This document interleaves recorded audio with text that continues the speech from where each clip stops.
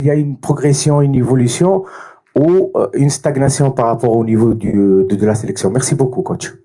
Comme je l'ai dit plus tôt, la Tunisie, comparée à 2023, je trouve qu'elle a progressé. Je trouve qu'elle a progressé en termes de jeu, même si encore une fois, quand on joue contre la Tunisie, c'est toujours une équipe qui a un projet de jeu, qui joue bien au ballon, qui a des grosses qualités techniques. Et là, ils ont progressé, ils ont fait une bonne entrée, ils ont fait un bon premier match en termes de jeu, en termes d'état d'esprit, en termes de qualité technique.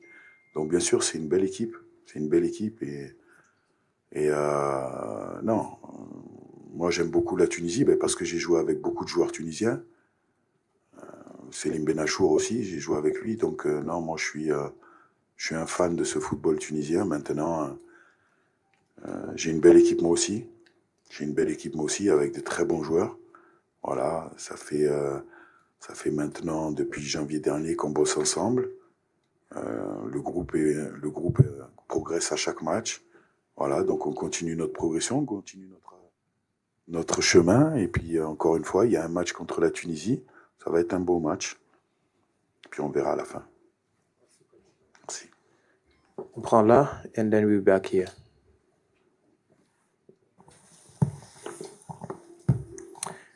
Malo Maurice de Nadia Football, ma question elle est pour le coach Eric Schell. Dans le football, mais surtout dans le votre 4-4-2 en diamant, le milieu de terrain il est hyper important. Moi ce que je voulais c'est que vous nous expliquiez à quel point est important Alexis Iwobi dans votre milieu de terrain s'il vous plaît. C'est vrai qu'Alex a fait un gros match contre la Tanzanie. Maintenant, comme tu l'as bien dit, il y a plusieurs milieux de terrain. Donc s'il a fait un gros match, c'est peut-être que les autres ont fait de très bons déplacements. Donc j'ai pas envie de parler que d'un joueur. Voilà, je suis, comme je l'ai dit après la conférence de presse, pardon, comme je l'ai dit après la conférence de presse, on a fait des bonnes choses, d'autres moins bonnes. Maintenant, il y a ce match de la Tunisie et on va tout faire pour remporter cette bataille du milieu de terrain. Mais Alex ne sera pas tout seul, s'il est bien sûr sur le terrain. Here. Bonjour coach, Hedi Jbenini de la radio tunisienne, ici au centre, devant vous. Bonjour. Coach, vous allez jouer votre deuxième match au stade de Fès, alors que la Tunisie va disputer son premier match. Est-ce que cela peut jouer dans votre faveur? Merci. Non, je pense pas. Encore une fois, comme je vous l'ai dit, la Tunisie avec ses qualités, quand on est technique, on peut jouer sur n'importe quelle surface. Donc, non, il y a un match de football entre deux belles équipes. Et puis, il y aura un résultat à la fin du match. Et voilà, tranquillement. Next question, in the back.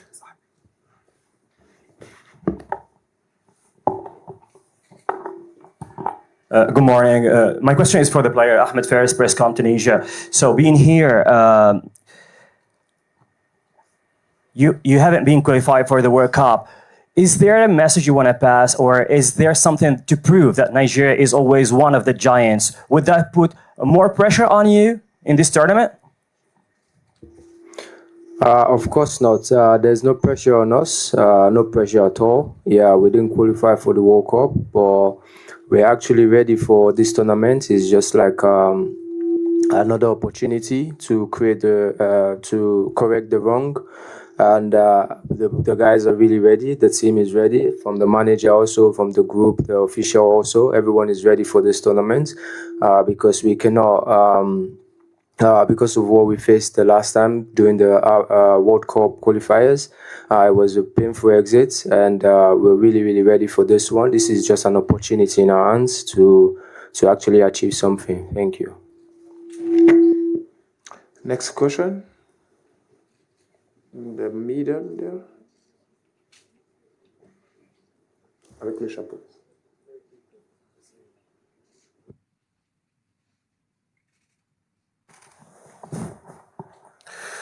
Hi, my name is Femi from Niger Sports. My question is to the captain. Looking at some of the distractions on social media, would I say that is affecting the players? Some of the negative comments about your leadership traits. Would I say that is distracting you in any way? Of course not. There will always be negative comments in the social media, even when you do well. So it is not affecting the group. It's not affecting anyone. We're here to play football. We know where we stand. We know what we want to achieve. So our main focus is the tournament and achieving greatly in this tournament. So whatever comes out social media is just people's opinion, you know. So our own focus is just for the games and the next game and the next game and the next game. Thank you. Here on the So my left. question is for the captain. Introduce yourself, please. Afolabi Akinlabi from BBC Sports. Speaking of distraction, I am aware that there are some Nigerian fans that have been showing some encouragement. They have been shouting, showing their support at the Super Eagles despite all odds. There are still some Nigerians that love you guys and hoping that you guys will bring the trophy back home. So what do you have to say to them? I would say Nigerians are really supportive, and we're really happy about that. You know, we know we are here to represent over like 200 million citizens all over the world, also different Nigerians from all over the world. So we actually really appreciative of that. We know the tax ahead, as I said earlier. We know the tax ahead. We know how it can actually influence Nigerians and their moods. When we win, everyone becomes happy. So we as Nigerians, we are actually aware because we grew up in that system, you know. So we only focus on the positives at this moment because that's what we need. Thank you. Take the question here. Thank you. Hi, Coach. Austin Okonakman, Channels Television, and proudly Austin. Coach, I spoke to you in June and you talked about the game project and the identity you want to give to the Super Eagles team. You talked about what are we doing with the ball when we don't have the ball. How are you going with that game project? Are you making progress?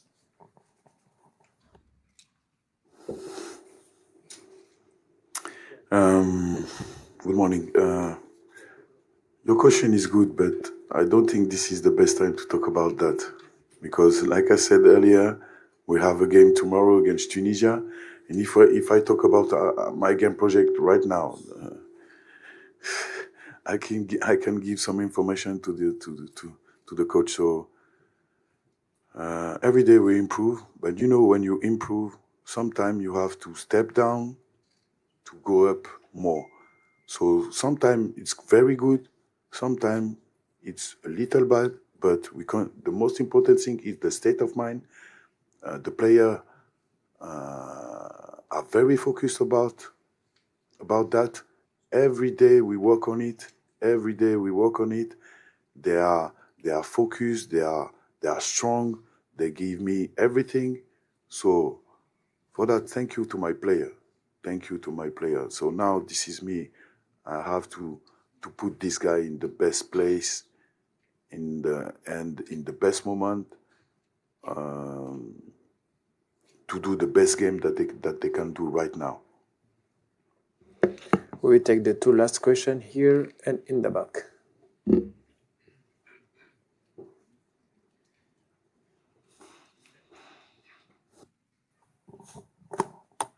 Rebonjour coach, Haitham Raji encore une fois à Tunis TV. Coach, est-ce que ça vous gêne ou ça vous dérange le fait de dire que le Nigeria a une attaque énorme, terrible, mais prenable derrière? Non, rien ne me dérange. Parce que moi, rien ne me dérange quand on me dit des choses. Peut-être c'est des fois c'est moi qui dérange quand je dis certaines choses. Non, moi bien sûr que le Nigeria a une bonne attaque, très bonne attaque, de très bons joueurs. Bien sûr que le Nigeria a un bon milieu de terrain, de très bons milieux de terrain. Et bien sûr que le Nigeria a une bonne défense et de très bons défenseurs. Thank you. We go for the last question. Hi, Coach. Good morning once again. Timothy Dembo from Elegbete TV Sports. And when we played against Tanzania, we were a lot susceptible to back post crosses. And if you noticed, you see that was where we considered our goal from. Have you perhaps worked on this in training and to correct it against Tunisia? Thank you.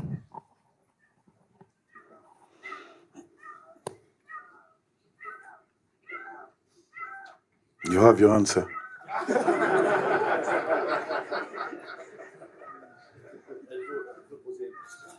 No, sorry, I can't give you an answer about that. Like I said in the press conference, we analyzed this game, and like I said, we did something good,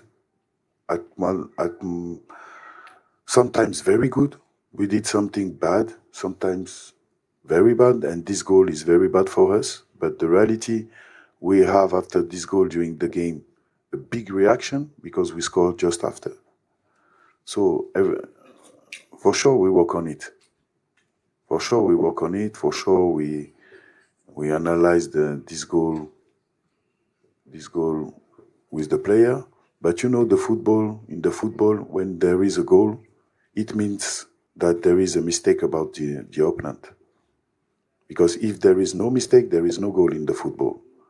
So the most important thing is when you take a goal, this is the state of mind after the goal. This is the state of mind for the training session. And for sure, my players are very ready for that. Thank you, Coach. Thank you, Wilfried. Coach. Hi, Coach. Isaiah Kiremi from BBC Sports. There's this wave of change in African football with African national federations backing of African coaches rather than European coaches. We've got you coaching Nigeria. They've got Kwesi Appiah of Ghana coaching Sudan, Benny McCarthy of South Africa with Kenya, Senegal's Aliou Cisse with Libya, and we've got close to 18 African coaches in charge of their own country. What do you think, about this change? Do you think is a welcome development new done in African football? I'm very happy about that first, because the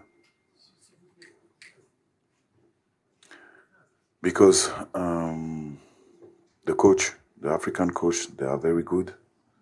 So now, and like I said in French, we have to create our own identity. I speak about the Africa. I don't speak about only one nation. We have to create our identity. We have to do something about our tournament, about this AFCON. For me, this AFCON is better than the Ligue Europa, So this is very important. This is very important. And after that, we start by the player. The coach arrived. So now we have to continue to improve for all of the coaches in Africa. So this is great. This is a great. So now, after when all of the coach will improve very well, we can try to go in Europa or in the world. Thank you. We go this side. Bonjour coach, Haitham Rajdi, Toulouse TV. Coach, le fait que la Tunisie est qualifiée pour la Coupe du Monde sans aucun but encaissé, est-ce que vous pensez que ça va jouer en faveur de la Tunisie ou c'est un point pour bien motiver vos joueurs? Comme je l'ai dit, la Tunisie est une grande équipe. Je l'ai dit, ça fait peut-être la 4e fois que je le dis, que c'est une bonne équipe, ils ont un projet de jeu, ils ont une identité de jeu. Ils ont fait des très bonnes qualifications pour la Coupe du Monde. C'est un fait. Maintenant, c'est un match qui arrive demain, avec un autre adversaire, avec un autre contexte. Ils vont jouer leur chance à fond parce que c'est une bonne équipe. Et nous, on va jouer notre chance à fond parce qu'on est une bonne équipe aussi. All right, Captain. Yes, Wilfred, you are one of 5 players on the current team that played against Tunisia when we last faced them in the AFCON. That painful loss in Garoua. Have you guys discussed it? And does that, the fact that you were there that day, does that add something to you guys ahead of tomorrow's game. I don't want to call it revenge, but does that give you an extra motivation to face the Cartage Eagles tomorrow? Yeah, thank you. It was a painful loss in 2019. Yeah, it gives us more confidence. Like when we talked about it, it was the guys were like really prepared for it. We don't want to think about what happened. We just want to face this one because definitely it's a new team, good players, a good group. So we're talking about it, and we actually spoke highly of it because it's not going to happen twice, hopefully. Yeah. On left side. Thank you. My question is for the captain, Wilfred. Last Can you game, introduce we yourself noticed. please? My name is Mike for 54 Football X. Last game, we noticed Yakuba Igbeni was with the team when you guys were having your pre-match before the game. How important is it to have legends of Nigerian football stay with you guys in terms of tournament like this? Yeah, it is very important for the ex-internationals to be with us in the group, not just be with us, also speak highly of us, give us the confidence. When you speak, you speak good about the team. It gives more confidence in the team because these players actually growing up, they looked up to you as players. So now you're in a different phase of your life. So I think all the team needs is just encouragement, positive encouragement. And coming to the group and giving more confidence to the team actually motivates the team also. So I think it's not just coming around, also it's also speaking highly of the team. Thank you. Thank you.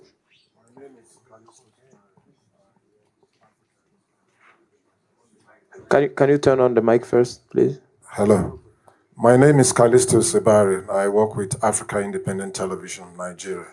My question will be for the coach. Coach, we saw your lineup in the first game, and will there be any reason, for you to alter your lineup against Tunisia tomorrow? And will there be the possibility of any of the new faces making it over 90 minutes tomorrow?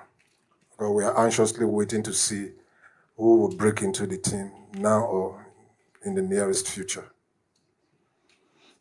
No, I cannot talk about my 11 start. So you will see at the beginning of the game. I can tell you something. Now in my mind, I have two options.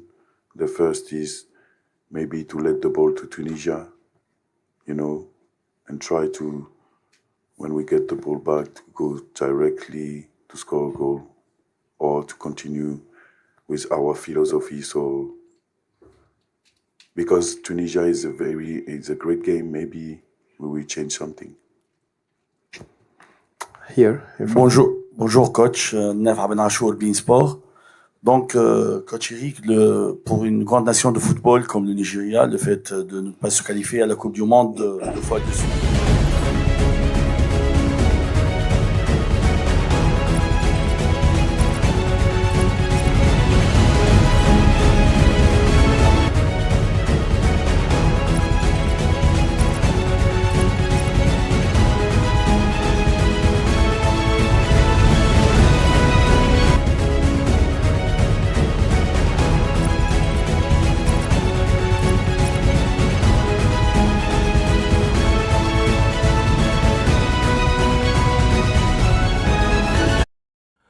So it's the battle of the Eagles, the Super Eagles and the Cartage Eagles of Tunisia. Two countries who have done a lot in African football. But today, they will be meeting in Group C. Alright, Tanzania and Uganda played out a 1-1 draw with Uganda, missing a late-minute penalty, missing out on a glorious opportunity to gather their point ahead of their final group game against Nigeria. But these two countries, they both won their respective games on match day 1. But now they have to battle it out for the top spot in Group C. My name is Jonathan, and welcome to Match Day Live right here on GhanaWeb TV. We're streaming live on YouTube. We're streaming on X. You can leave your predictions and your message, everything put it in the comment section and I will be reading it for you. So as it stands now, Tunisia are leading with 3 points plus 2 goals because they won their opening game by 2 goals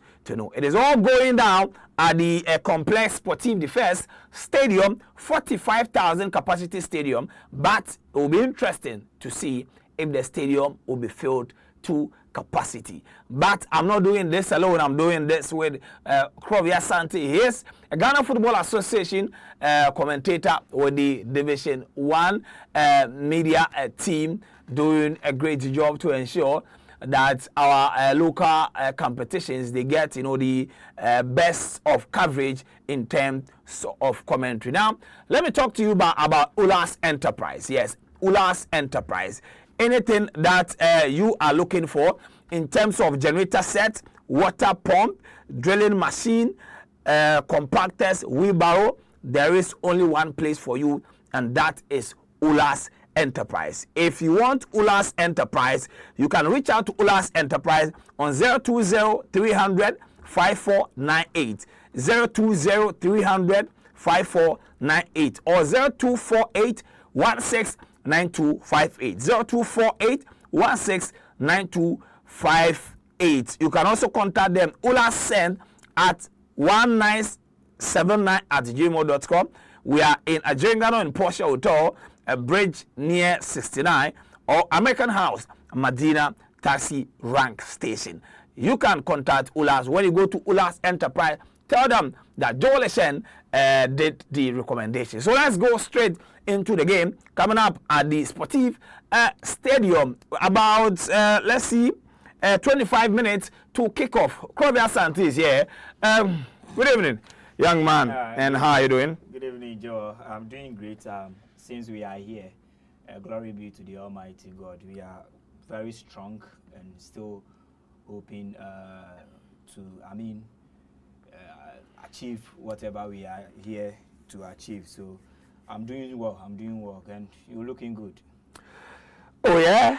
Oh yeah. Today I decided not to go with the normal suit. So I decided to go a little bit casual. Yeah. But then we'll be having the Nigeria training rolling on our screens as time goes on. But let me remind you that you can drop your predictions in the comment section. Who do you think is going to win this particular game? The Super Eagles of Nigeria up against the Cartage Eagles of Tunisia. And I'll be giving you the history of the two teams. So do and then stay with me. But then I'll be coming to Krovia real quick for his initial thoughts, and then we'll go into the lineup. Well, Joe, I think so far we've had an interesting games throughout, from the opening game where Morocco won by 2-0 against Comoros, and ever since the various groups we've enjoyed ourselves with some good actions, and today happens to be another day where the second round of games, so far as the group phase games comes to play. And in this particular group, I think we've had the first game already where Uganda, they've shared points apiece between them and of course Tanzania, and this is another interesting game coming up between these two glamorous clubs or national teams on the continent. We've known Tunisia, one of the powerhouses in African football from the north. They've not been that good in terms of consistency in winning of the African games. It's been very difficult for them. They've won it once in their history, but they've made a lot of appearances so far as the AFCON comes to play. In terms of making it into the last four, that was the last time they make it into the last four was back in 2019, where they make it into the last four, then quarterfinals and in a group phase. So this is another season for them, and having the opportunity to also play within their zone, that is the northern part of Africa. It is another good environment for them to also prove their worth. And I think they also started the group games so well, beating Zambia by 2 goals up. So I think this is another big game they are coming up against in Nigeria. It will be a very difficult one. Nigeria also had a very good start in the group, where they also had the 3 important points against Tanzania. And they are coming out as runners-up in the last edition that was held in Ivory Coast. So this is another opportunity for them to also clinch the ultimate at the end of the tournament. And they have everything to win it. They have the quality of individual players. The momentum is there. And they are also coming up to, make a return, make amends to the World Cup. They couldn't also make it. This is another time for them to put some smiles on the faces of their supporters. So they will come on very, very strongly against Tunisia. So overall, it's going to be an interesting game. This will mark the 9th time these two sides are meeting, so far as AFCON is concerned, since the competition's inception back in 1957. So it will be a very interesting game. And the previous 8 they've met, it is only 1-1 win they've had. The rest has gone in draw, then penalties to decide the fate of the game. So, in fact, even the first time Tunisia won the competition, where they hosted and won it back in 2004. In the semi-finals, it was Nigeria they eliminated. It was a 1-1, then penalty differentiated them. Then Tunisia went all the way to beat Morocco to clinch their first and ever AFCON they've won. So this is another opportunity these two sides are meeting here, and it's going to be an interesting game we are all looking forward to. All right, so it's going to be an interesting game for these two countries. But before we go back into the lineup, I'll be giving you a brief account of what Tunisia have been doing in the history of the African Cup of Nations. So I'll be taking you through that real quick. So when it comes to Tunisia, I think that this is their record. They've qualified for the AFCON. This will be their 21st edition as far as the AFCON is concerned, and they hold the record for most consecutive appearances in a tournament, 17 in a row. And this starts from 1994. So since 1994, Tunisia have qualified for every single AFCON. Now, when it comes to championship and then their best finishing, their only trophy, and Krobia mentioned that, was in 2004 when they beat Morocco 2-1 on home soil to win it. And then runners up, they lost to Ghana in 1965 and lost to South Africa in 1996. So when it comes to final appearance, they've qualified for the final 3 times. They've won 1, they've lost twice. 3rd place was also in 1962. That was their debut tournament. So this is Tunisia's history in the African Cup of Nations. So I think this time round, they are having some good players around, very, very good players around, players who are playing their trade in other major European scene, and also looking at some of the players and the experience where they are playing and the level of these players. I think they have the squad to compete this time round again, to also make a very good account of themselves so far as this year's edition comes to play. And I've already said they are playing on the northern part of Africa, the North Soil, and we know how these teams performed so well when it comes to playing or hosting the competition on their very own confederation. So this is another time for them to also write history, and clearly looking at how they played the qualifiers, and also the AFCON qualifiers and that of the World Cup qualifiers. They were winning games with ease, and I think should they be able to transit that performance and the momentum they've gathered from during the qualification and that of the World Cup qualifiers, I think they will be a force to reckon with this particular time in the competition. They have a very solid defense, midfield very combative. Attacking wise, they've not been scoring that many of goals so far in the competition, and most of their goals they scored, it was against a minor side, especially during the World Cup qualification, but they were scoring for fun. So all the department, they are doing so well, from the goalkeeping to the final to the attack. They've been doing so well. So a lot will be expected from them this time round in the competition to win it for the second time in their history, or make a meaningful impact, having a respectable finish so far as the competition comes to play. All right, so that is what Krobia had to say. Now let's talk about team Nigeria. Niger no they carry last. Yes, Niger no they carry last. So for Nigeria, they've also made the same number of appearances with Tunisia. The difference is that Nigeria have won the tournament 3 times. 1980 on home soil, 1994, that was the JJ Okocha team, and then Mikel Obi, Victor Moses in 2013. When it comes to runners-up, Nigeria have lost 5 AFCON finals. I think it will be the same with Ghana, because Ghana lost 66, 68 final. We lost 92.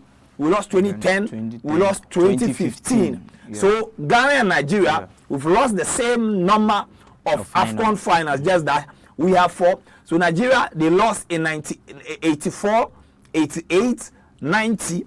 So that should tell you that in the 80s and the early 90s, Nigerian football was up there. Because they won it in 1980.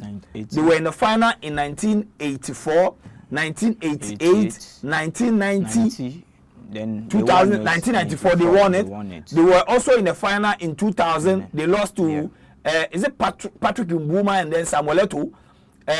Yes, they lost to Cameroon. Yes, they lost to Cameroon in 2000, and then 2023 against Ivory Coast. So this is what Nigeria is also bringing on board. Yeah, we've known them to be one of the powerhouses in African football, and of course, when you mentioned the AFCON, they are also one of the giants who are competing in the competition, and they've always been parading some good squad. They have the talent, they have the potential, they have the quality to compete with any other team on the soil. So no wonder last edition they were on the verge of winning it, and they lost it out to the host nation Ivory Coast. This is another season for them, another tournament for them to also make amends to, return to where they used to be. And now they cannot let themselves down, especially, I've said it countless times,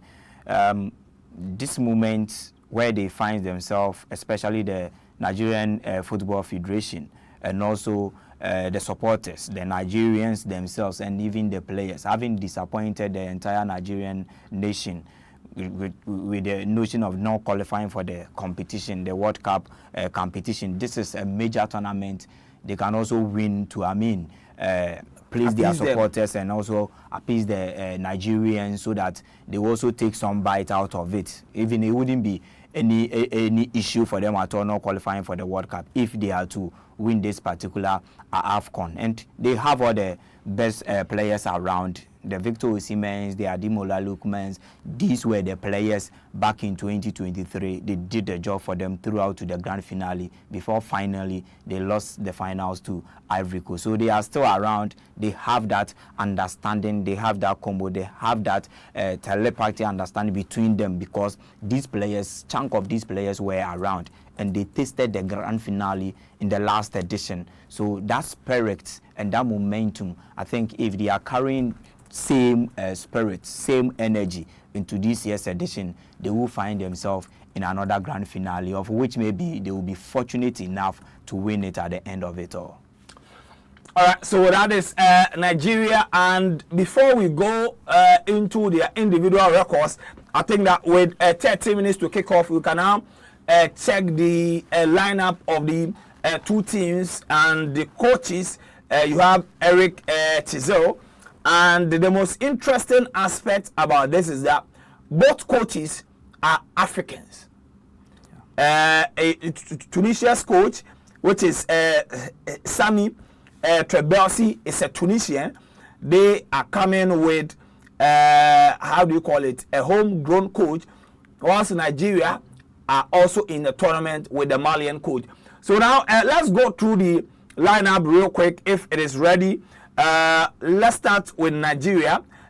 Nigeria, Stanley Nwabali in post, Samuel Osaye, Sami Ajayi is also in there. Kelvin Bassi, and you have the left back on the day being Onye Machi. Please, my Nigerian friends, if I got it wrong, kindly forgive me. With a midfield three of Frank Onyeka, Wilfred Ndidi, and Alex Iwobi.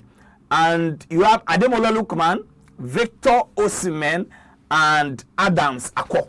This is Nigeria's starting 11. Yeah, and a very strong starting 11, a very strong, having one of the experienced players around manning the post, Stanley Nwambali. We saw his exploits in the last edition. He was all over the place, making a lot of great saves to have kept Nigeria in the competition throughout to the grand finale, because before finally they lost the finals to Ivory Coast. So he's there. Then of course Osayi Samuel, he has been currently looking at their qualifiers and also the World Cup qualification. He has been the main man on the right hand side operating for Nigeria. Then Ajayi and Calvin Bassey, in the absence of Trostekong, Ojayi has come in to also partner Calvin Bassey, who has been partnering Trostekong before his retirement. Then there has been a change. Bruno Onye replacing Zedu Sanusi,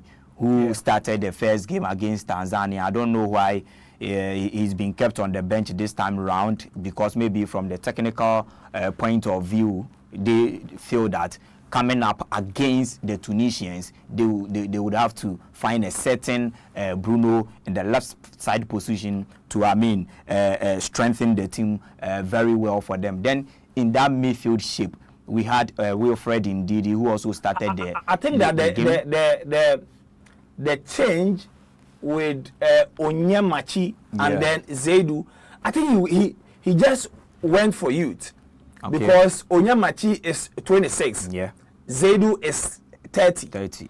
And coming up against a youthful Tunisian side. Yeah. I think that is the reason why the coach decided to do that. Yeah, so we will see how that one will affect well for the Nigerians. And of course, Wilfred Ndidi has been the main orchestra in that midfield, a proper moderator who also provides shield for the defense and also helping the attack in terms of building the attack. He always finds himself there. And of course, Alex Iwobi, he assisted, he gave a very incisive assist that won the game for them. And of course, there is a certain Frank Onyeka, who is also coming on in the expense of a certain Samuel Chukwueze, who started the first game for them. He has also gone on the bench, and this time round, Frank Onyeka from Brentford in the English Premiership will also come on to effect the game. So this is a proper midfield battle because of the coach Eric Sekushel has read the team so well, the Tunisians so well. They have a very strong midfield, so there is no need to have more attacking midfielders. So he has brought in another defensive-minded midfielder to partner Wilfred Ndidi. Then a certain Alex Iwobi will have that free role. In most cases, we will have him in the number 10 position, being the creator for the Nigerian side. Then Victor Osimhen, Adams, and Ademola Lookman will also find themselves there in the final third. So I think this is another strong side. Nigerians, strong starting 11, and they have the squad and they have the individual quality as well. So even though the players who are also starting now, you can test of their quality. If there is a certain Brentford player who is playing in the English Premiership, a certain Onyeka is replacing Samuel Chukwueze, who will give you that attacking-minded game, but wouldn't give you that defensive shield. And this time, per tactical reasons, you have Onyeka there. I think is super. Then Bruno Onye's situation with, Zedu Sanusi, as you said, because they are coming up against a very fast and pacey side. And I think that having him there, we will see how things also pan out for them. So it's a strong starting lineup, and Nigeria have the squad. So whoever starts for Nigeria is a star already. And I think it's a very strong lineup. You will only have to see how things will work for them with this setup, especially in the first 45 minutes. All right, so let's go to the other half of the lineup, that is the Cartage Eagles of Tunisia. Tunisia are starting with a goalkeeper called Damen Ayman, and he is starting in post, and Yan Value, and being the right back, the central pair of Bron Dalen. Bron Dalen is also in there, and also another experienced player, Tabel Montazar. Tabel Montazar is there. You have Abdi Ali. So this is your back for Tunisia. And Sassi Fajani is in there wearing the jersey number 13. Sassi Fazani. Ben Romdani is also in there. Ben Romdani. And L.S. Sikri. Yes, L.S. Sikri is in there. Now the attack.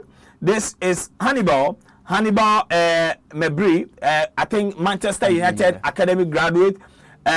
Okay, he will be facing Osai. It will be quite an interesting battle. We'll be checking. Manchuri Hazim also leading the attack for the Cartage Eagles of Tunisia, and Mohamed Akouri. Mohamed Akouri will be interesting to see his battle with Onyamachi. Yeah, another interesting lineup, and a chunk of these players had the opportunity to start games. They've been the key players around for Tunisia during their various qualification, and this time round we had these players all starting for the Tunisians against Zambia, and of course goalkeeper, a locally based goalkeeper who is playing for CS Fasien, now also having the opportunity to man the post for Tunisia. And we saw Abdi on the left side, then Valari, one of the young and important players for the Tunisian side, who also plays straight for Sheffield Wednesday in the English Championship. Then the partnership of Taubi and Broom. Savet, a Switzerland defender playing for a Swiss team, and also OGC Nice central defender. He has been a consistent central defender for OGC Nice this particular season. So no wonder he's also manning the starting 11. Then Elias Kiri, one of the finest midfielders around. And of course, in the German Bundesliga, you cannot mention of top 6 midfielders without the mentioning of Elias Kiri. He has been a consistent and a very good midfielder for Eintracht Frankfurt, and he's one of the best midfielders around in the German Bundesliga, and he's also starting the game for Tunisia. Then Mohamed Ben, who also plays for Al Ali in the Egyptian league. He's also there playing. He has the experience also. Then Fajani Sassi, another player who is also playing for in Qatar. So he's also having the opportunity to play in Qatar. And we know most of these North Africans, sometimes most of them, they ply their trade in the Saudi Arabians and in the Asian part of the world. This is where you find them. You might underrate them, but on the field of play, they look different. So I think that he's also another fine player who is also starting for the Tunisians. Then we will have the main man, Elias Achuri. He had the 2 goals for in their opener against Zambia. So he's one of the best players around, one of the players Nigeria should be worried of coming into this particular fixture, having bagged 2 goals already so far as the first round of games were concerned. So he will also be coming up with that confidence level and that momentum that he's picked up, the spirit and also the fighting spirit. I think he will come in looking forward to add his name on the score sheet again against Nigeria, and also finds himself there so far as the top scorers chart also comes to play. So he will also be operating from the right hand side. Then Hazem will also come, Dynamo Makachkara. He's also playing for this particular team. Then Hannibal Mebri, we've known him from the English Premiership, playing for Manchester United Academy before he had the opportunity to play for Sevilla in the Spanish La Liga on loan. Then he came back before finally he was sold to Burnley for some 6.4 million euros. So he's one of the young talented players around. And I think if I can remember, or my memory set me right, this is the second time he's playing the AFCON for Tunisia. I think the last edition he was around, and I think he's gathered that experience. Playing in the Premiership is not easy. Even having the nurturing from Manchester United Academy is not easy. Then going to taste the Spanish La Liga and Sevilla before coming back into the Premiership. So these are fine players. They might not have the name up there, but on the field of play, they give their heart out, especially when they are in the shirt of their national team. So much will be expected from these players, and I think they are going to give a very good account. All right, so I think they will be giving a good account of themselves, but I think that we'll take a quick break, very quick one. When we come back, we go to the Complexe Stadium. We'll be back right here on GhanaWeb.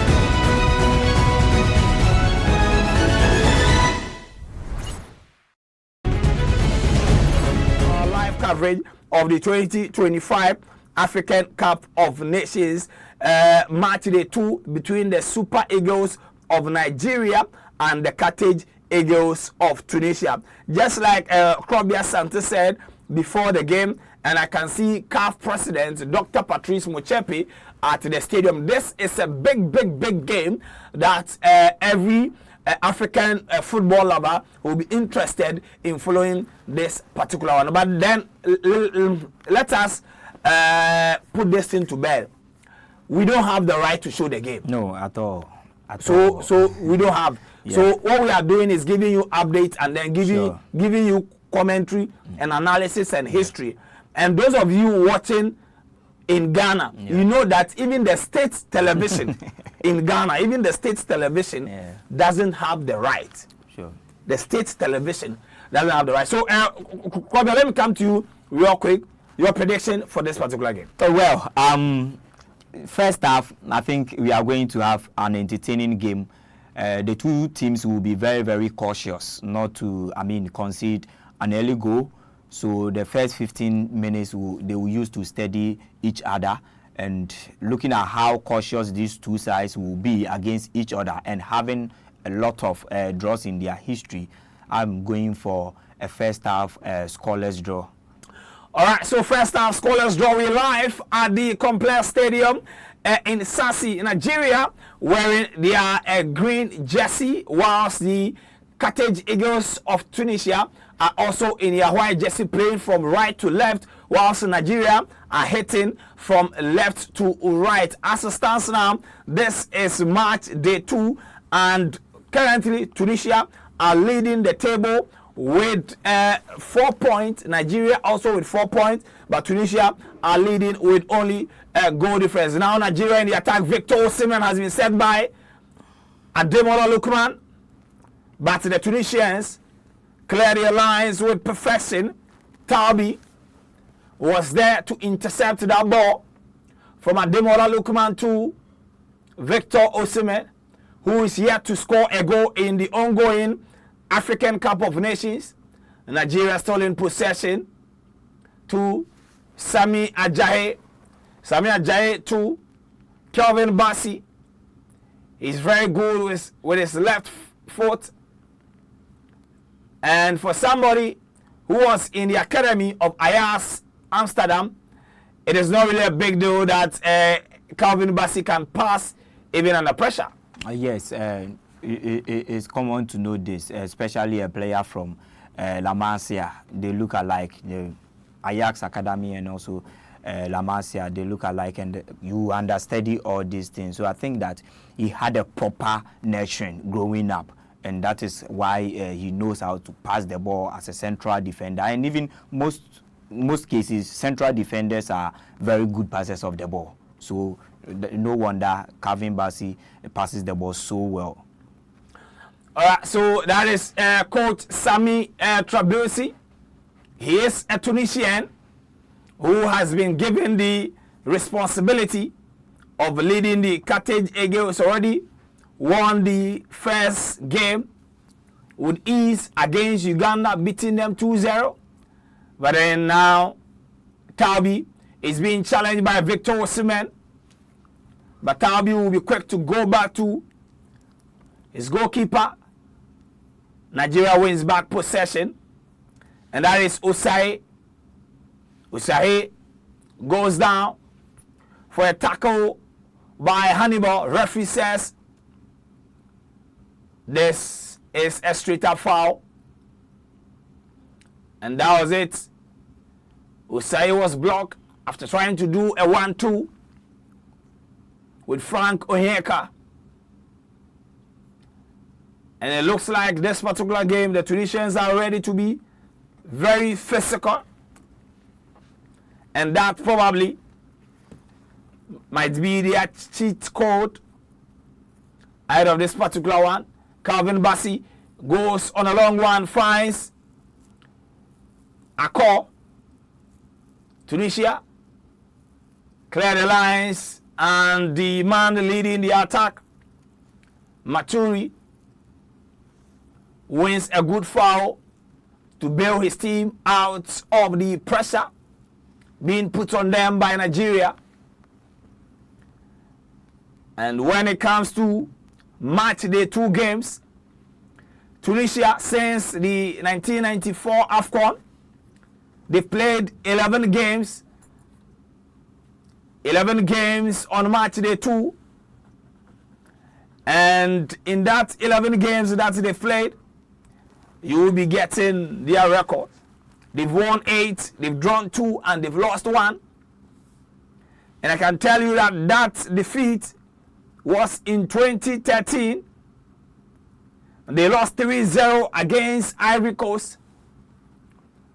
So when it comes to match day 2 in the African Cup of Nations, Tunisia, regardless of the opponents they are playing, is a very formidable opponent. 11 games, 8 victories, and 2 draws. Yeah, that's a very nice history to also help them to, push forward whenever they are playing in their match week 2 in the AFCON. This is one of the little histories that backs the national teams, and also players who are around, they used to be taught of all this, so that going into the game, they will also have these things at the back of their minds and also play to it. So I think that they've been doing so well. And this is another game. I am not seeing them losing this particular game at all. Not at all. Krobia is very confident that Nigeria will fumble this one. But Alexi Iwobi finds Victor Osimhen. Osimhen too. Back to Osimhen. But the 1-2 between Osimhen and Osayi was a very good one. But the final connection from Victor Osimhen was way off target. The Galatasaray man is still fighting for his first goal in the African Cup of Nations. Victor Osimhen, very dedicated young man who goes all out whenever he wears the green jersey. And it will be an interesting battle between Calvin Bassey and Maturi. Already, Maturi has won 2 fouls whilst trying to beat the pressure that comes with facing Calvin Bassey. The first free kick in the game will be delivered by Tunisia. They take it very quickly. They send it back. Goalkeeper, Damen, will try it. He will go long, trying to find Hannibal. But his effort goes way off target. We've done 7 minutes of action. Nigeria having most of the ball. And Nigeria is going again with Frank Onyeka. He's being pressed by Hannibal.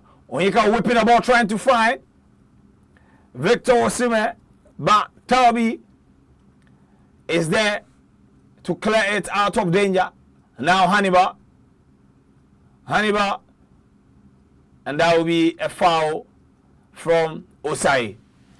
Yeah, I think it's been a good start so far, especially for the Super Eagles of Nigeria. They have started the game so well on a very high note. They are pressing so high and they are not leaving any stone unturned. They are not giving any space at all for the Tunisians to settle down at all. They are in to, find the first goal to unsettle the Tunisians, and look at the pressure the players are mounting on the Tunisians defense. Victor Osimhen, he has been all over the place. You spoke a while ago about his dedication and his commitment to the national team. In fact, he's one of the players around who plays their heart out for the national team. It's very difficult to see him scoring lots of goals for Nigeria, but he has been one of the most important players always for the national team because of his general output in the game for Nigeria. The last AFCON, he scored only 1 goal, and that was when they draw 1-1 with Equatorial Guinea in their opener. Yeah. He didn't score any other goal again until the grand finale where they couldn't win the competition. But his effort and his general output was unmatched. So this is another competition for him. Whether he's going to score or not, he has already gone a game without scoring. Glorious opportunity for Victor Osimhen. Another connection between Osimhen and Osahe. But this should have landed at the back of the net with his height and the perfection of the cross. Osimhen should have scored from that position, but he missed. And now Nigeria will go again. Possession. Semi Ajayi back to Calvin Bassey. Calvin Bassey to Onyamachi. Onyamachi being pressed. He will go back to Calvin Bassey. Bassey, whenever he gets the ball, he is scanning to see if there is a movement up front. But the Tunisians are keeping a very compact shape. And it looks clear that this is what they are going to do. Nigeria able to beat Tunisia's press. They open the ball. And Victor Osimhen couldn't get it. Osayi will get the rebound. And there was some miscommunication. Osayi still with the ball. He whipped it in. There was a deflection. But the deflection couldn't get on target. Nigeria will have a corner kick. And that deflection was from Brown. And let's see the replay if it was going straight to Osimhen. No. Because even the Nigerian player in the box was clear in an offside position. But this is a corner kick. The Nigeria will see if they can do something with it. And of course, the man on duty when it comes to set pieces for the Super Eagles is Ademola Lookman, Nigeria's top scorer in the 2023 AFCON. Ademola Lookman will take the corner kick duties. He whipped the ball into the far end. Osimhen gets the touch, but he couldn't get the ball on target again. Yeah, I like how the Nigerians have started the game. They know the strength of this North African side, especially Tunisia. They've met a couple of times, and they've watched them from the technical point. I think they've watched some of their games during the qualifiers and also some of the games that they've played so far in the competition, and they know what they are capable of doing. Their strength is mostly in the second department of the game. So this very half is for Nigeria. They will have to do everything possible to find the back of the net before anything else from the Tunisians. before anything else from the Tunisians, somebody is saying show the match. If we have the right, we'll gladly put it on. Not even CAF can show the AFCON on their YouTube channel.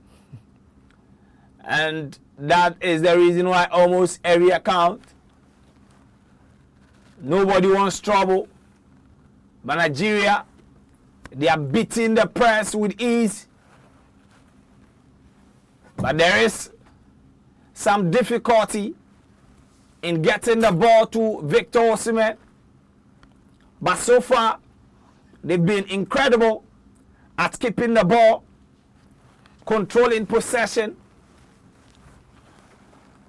But Tunisia, they've allowed Nigeria to play the ball in their own half.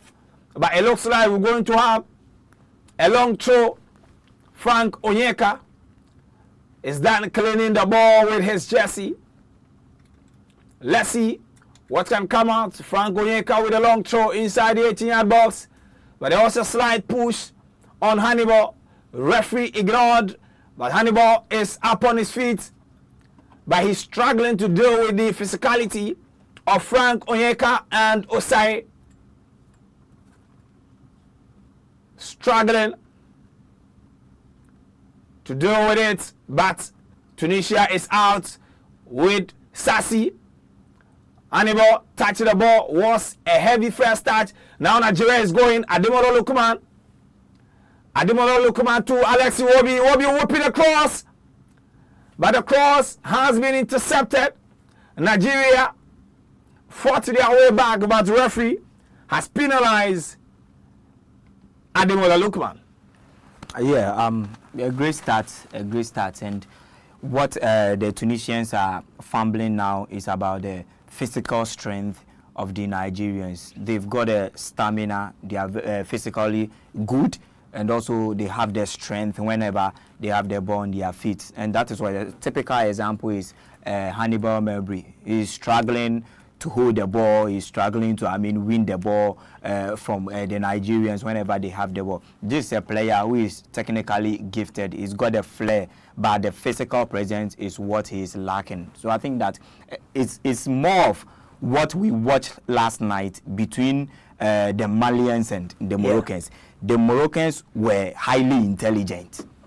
They've got the flair, but the physical presence of the Malians were what they used to bully the Moroccans. But I also think that the Malians, if they decide to go technical with you, they can play. Their squad are decent squad. They have decent squad, decent players, and these are players. Yes, a very good coach, and these are players who have also gone through some proper nurturing, proper developmental processes. So they have it, but it is time to be their style, and because of where they are also from, the part of Africa they are also from, and stuff like that. So even yesterday's game, clearly in terms of the physical presence, they were way up against the Moroccans. All right, let's get back to the field. And another interesting is that in Nigeria, since 1994, they've also played 12 matches. On match day 2, 12 matches played. They've won 7, they've drawn 2, they've lost 3, but we'll talk about that later.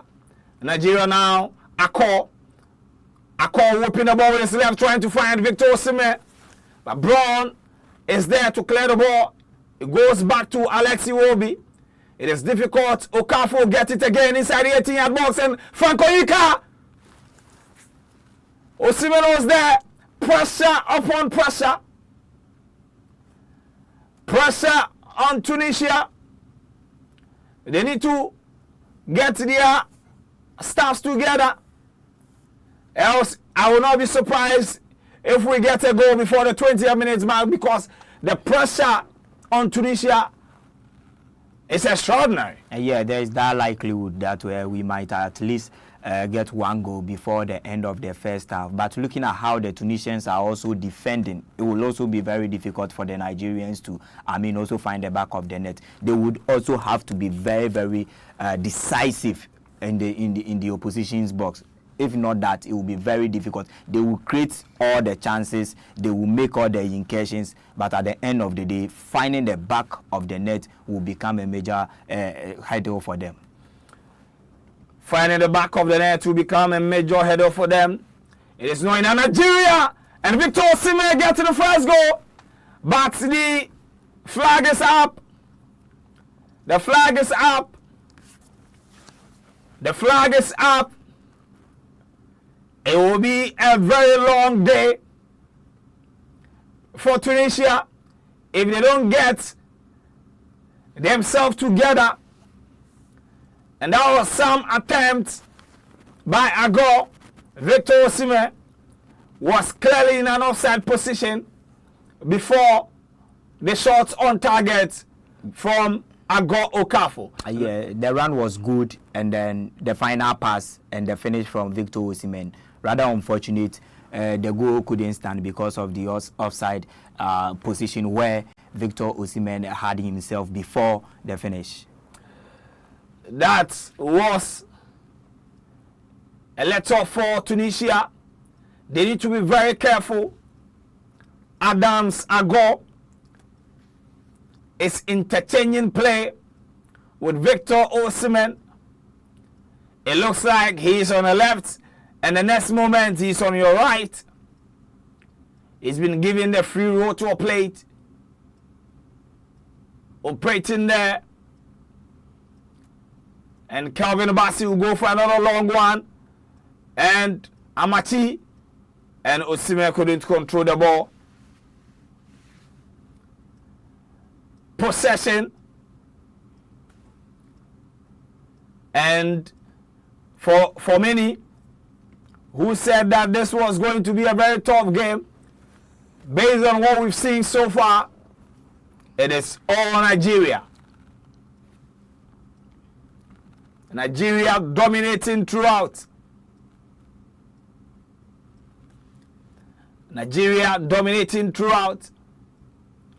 I'm not even sure that goalkeeper Stanley Nwabali. I'm not sure we've seen his face since the game started. Yes, rightly so. And I didn't even anticipated this kind of start from the Super Eagles. In fact, they've surprised me with this highly intense kind of play they are playing so far against the Tunisians. They are making things very difficult for the Tunisians. All angles, things are not working well for them. The only thing that is working to perfection for the Tunisians is how they've been able to curtail the attacking threat and the dangerous attacks that the Nigerians have done. They've been able to curb and curtail the situation. That is why they are still have themselves in the game without going down by a goal. Without going down by a goal, the midfield of Alex Iwobi, Wilfred Ndidi, and Frank Onyeka, they are really running the show alongside Adam Akor and Ademola Lookman. These guys are really running the show over Sassi and Ben Romdani and Shakiri. They are running the show over them. It's been a difficult night so far for Abdi, who has been given the task of keeping Frank Onyeka calm. By the constant switching of Frank Onyeka and Adams Akor is making things very difficult for Abdi, the left back of Tunisia. Semi Ajayi back to Osai. Osai's pass has been intercepted by Wilfred Ndidi. Cleverly wins the ball back to Sami Ajayi. Now Calvin Bassi is running the show from the back. And he's always looking for movement up front. And Osai will be going again. But the Tunisians cover up And they will have to start the build-up again. Alex Iwobi with Ademola Lookman. Lookman brought down by Sassy, captain for the Cartage Eagles. We've not really seen him so far in this game. It's been difficult for Sassy to contain or to track the runs of Ademola Lookman. So far, even the attackers of the Tunisians have tended to be defenders, because there is nothing at stake for them to, do on the field of play. What they are doing best so far is to defend from all angles, from all the positions on the field of play, chasing shadows and Nigerian dominating play and having more of the ball this time round. Things are making difficult for the Tunisians, but what they are doing, they have a plan to this. All this they are doing, they have a plan to it. That is what the Nigerians should be wary of. Things will change and they will come into this game proper. That is what Krobia believes, that things will definitely change. So Nigeria should make their possession count, because if you dominate and you are not able to score, you might pay, because the set pieces that Nigeria are not making good use of, trust me, if the Tunisians get it, it will be it will be a different story for Nigeria. Something they know how to do it better, and it runs through even their clubs. When you watch the CAF inter-club competitions that the North African clubs are playing, they don't joke with their area duels. So one corner kick, one free kick, the set pieces, when it starts coming in favor of the Tunisians, it will be very difficult one for the Nigerians. If the set pieces start coming, it will be difficult for Nigeria. And that is Osai attempted to clear the ball. It's Frank Onyeka rather. He needs medical attention. I think that was so unnecessary from Abdi, because he went in to put the fear of God in him. He clearly decided to put the fear of God in the Nigerian midfielder Frank Onyeka. He's been one of the long stays in the Super Eagles. He was in the last AFCON. He was also part of the squad who suffered a run of 16 elimination. Wait, was it not Tunisia who eliminated Nigeria from the 2021 edition? The 2021. After Nigeria won all their group games. Yeah. I remember 2021. Yes. 2021. Yeah. In fact, the Nigerians and the Tunisians, they've been meeting in a couple of AFCONs, and of course, it's only that the draws are becoming one too many. The draws. Yes. Most of the times, they also meet in the knockout phases. Most of the time, so penalties have decided a lot of their meetings. Yes. The 2023. Tunisia beat Nigeria by a long goal. Yeah. So these two, and I remember in that particular game too, Nigeria dominated possession. Nigeria dominated possession throughout, and I think they were, for most people, including myself, after the group stages, the champagne football that we got from Nigeria, they were my favorite to win it, and then Tunisia decided to stop them. It's that is why I was saying that this Tunisian side, they have a plan. They came with a plan. It's only that maybe because of they were not also anticipating that Nigeria will come at them like this. But in the game so far, we've done some 25 minutes of action, and they've been able to soak the pressure. They've been able to, curtail the situations. So they are having themselves in the game still. Should this continue till the end of the first 45 minutes, they will go for pep talks, 15 minutes, And I think a lot could change in the second department of the game. They will also come with a different plan, and whatever intention that they have to, map up against these Nigerians. Second half, we will see a lot from them. They are not going to, just throw themselves out on the Nigerians. They will have to, suffer. If Nigerians are to win this game, they will go through a lot of tough times before.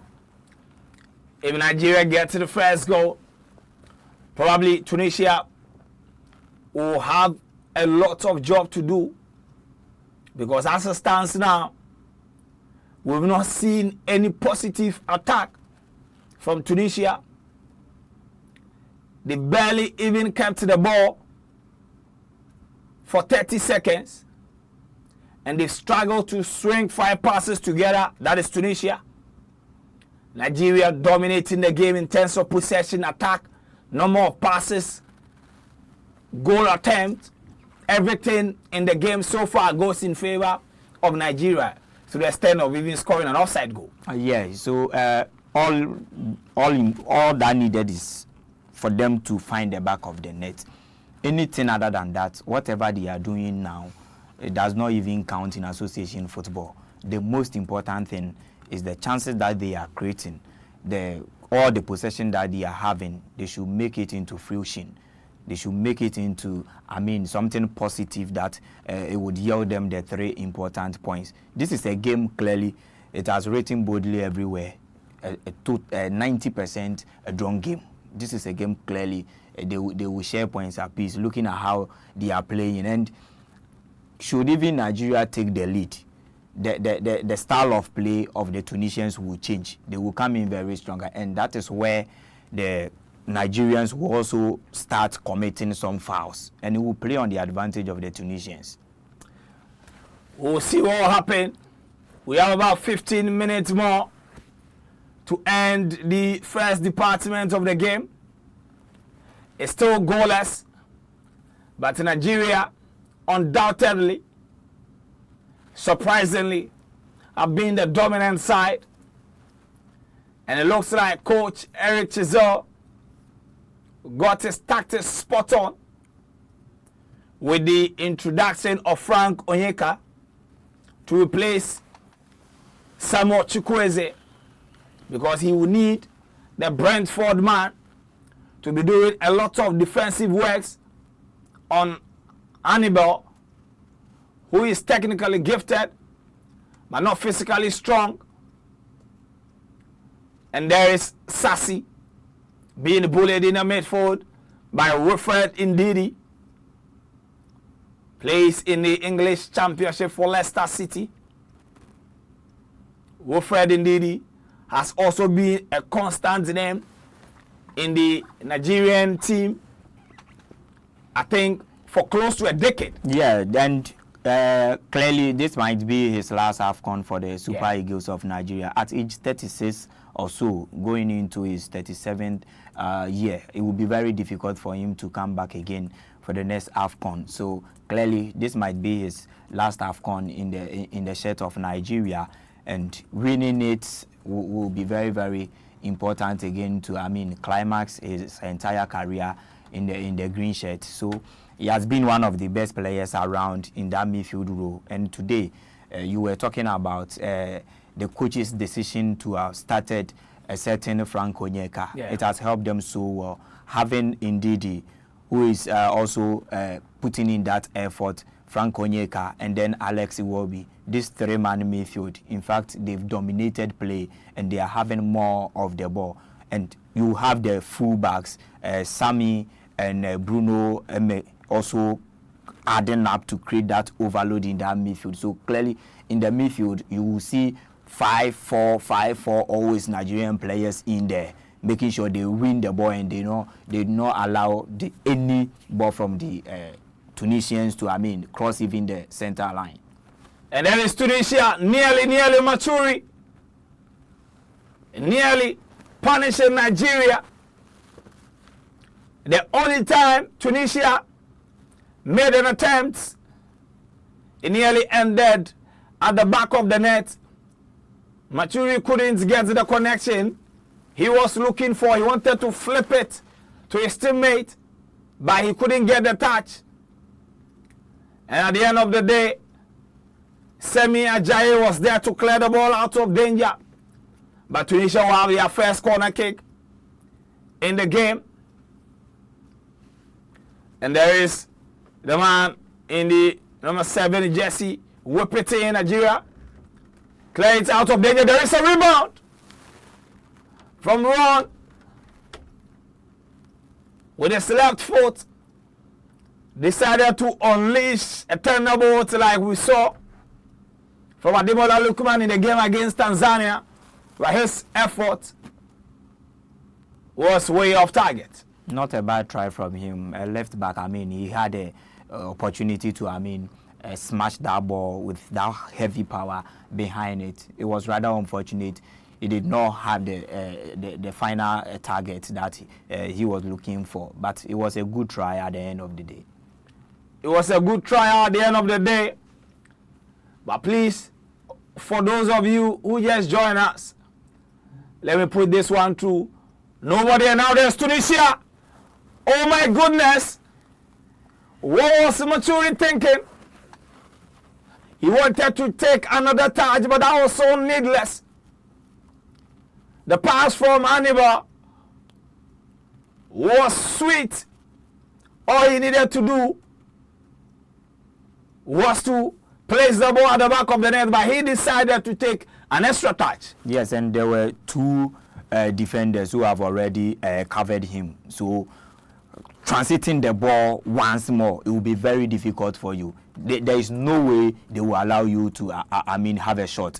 But if he had initially taken a powerful shot, it would have resulted into something positive. It may be on target, or goalkeeper might even bury it away for another corner kick advantage, Tunisia. So that was a poor decision from him. That was a poor decision, but let us do some education right now.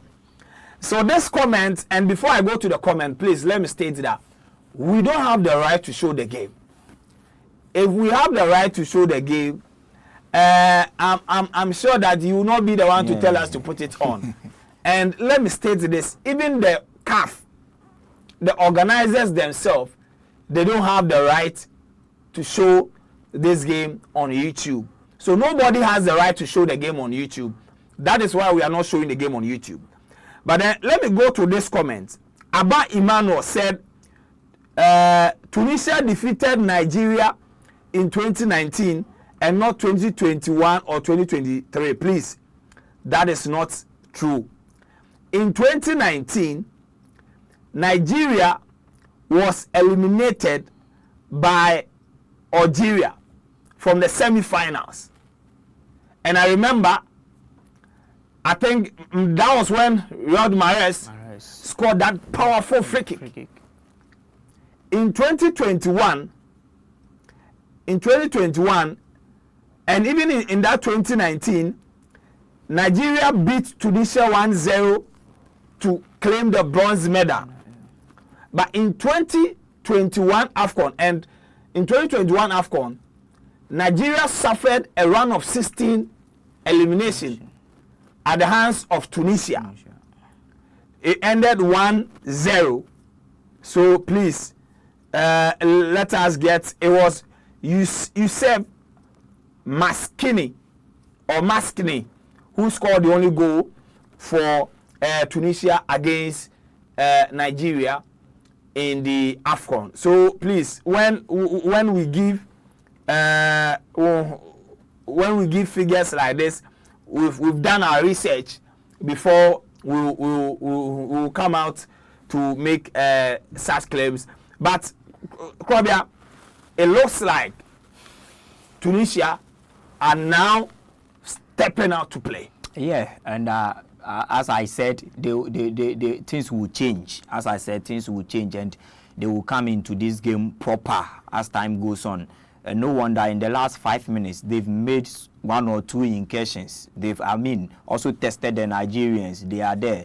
They've also, create some chances for themselves. Look at this important opportunity for them once again. Abdi's cross, then the final ball lofted into the 18-yard box once again, and they have another corner kick against Nigeria. So they will definitely come into the game and they will settle down. The moment they settle down, it becomes very, very difficult one for the Nigerians. I know how these Tunisians play, especially on North African side. They have a lot of style. They have a lot of so many ways to kill a cat, and one of the ways they will going forward we will see from them. One of the ways we see the corner kick. And about with the ball in, but Victor Osimhen was there to contribute his quota to make sure that the Super Eagles keep a clean sheet. 201 passes for Nigeria completed, only 52 for Tunisia. So after 38 minutes, Nigeria have completed 201 passes. Tunisia have only completed 52. Total dominance. There is absolutely nothing they could do. But if they've done all these things and now they are struggling against the Tunisian side, they have picked up so well. Another corner kick again, another attacking threat again for the Nigerians to have, prevented that situation. Look at this from Mabry, technically good player before the final ball, which end them that corner kick again. So we will see a lot of this from the Tunisians, and the game will change. The game will live up to its billing as we were anticipated for before the start of the game. But Nigeria used the first 15 to 20 minutes to show us something different. But now I think the game is taking shape. Going forward, we have the two teams dominating play and giving us a very good game at the end of it all. They're giving us a very good game at the end of everything. And now there's Tunisia Abdi inside the 18-yard box. Ademola Lookman was there to counter. And Nigeria are on the break. That is Akor. Akor couldn't beat his marker. And the man wearing the jersey, number 21, rides back. Valerie was there to stop that attack from Adam Akor. And Adam Akor has been penalized for his foul on Abdi. Adam Akor, 22, shattered man. He's been a revelation so far in the tournament. He's been Nigeria's most dangerous man so far in the game. Plays in the La Liga, EA Sports for Sevilla. Born on the 29th of January 2001, 25 years of age. Scored or received a high rating of 7.1 in Nigeria's opening game against Tanzania. So far, he's made 6 appearances for Nigeria and he scored 2 goals. Adam Akor, or Akor, depending on your accent and where you come from. Yeah, very important. It's very important. Yeah, but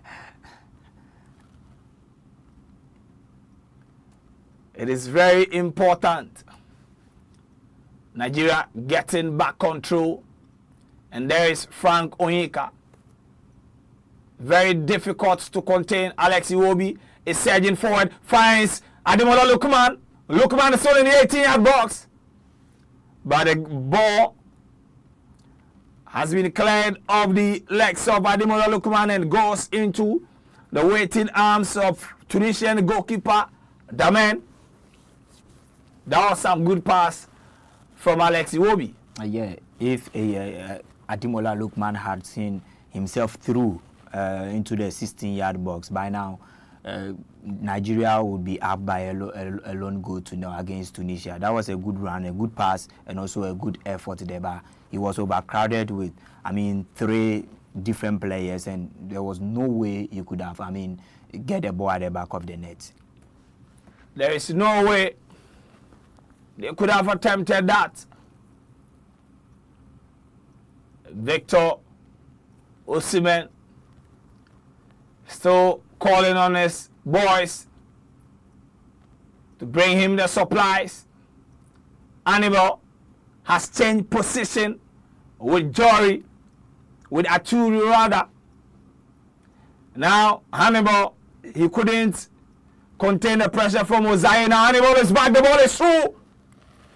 And Calvin Bassi was there. What a defending from Calvin Bassi.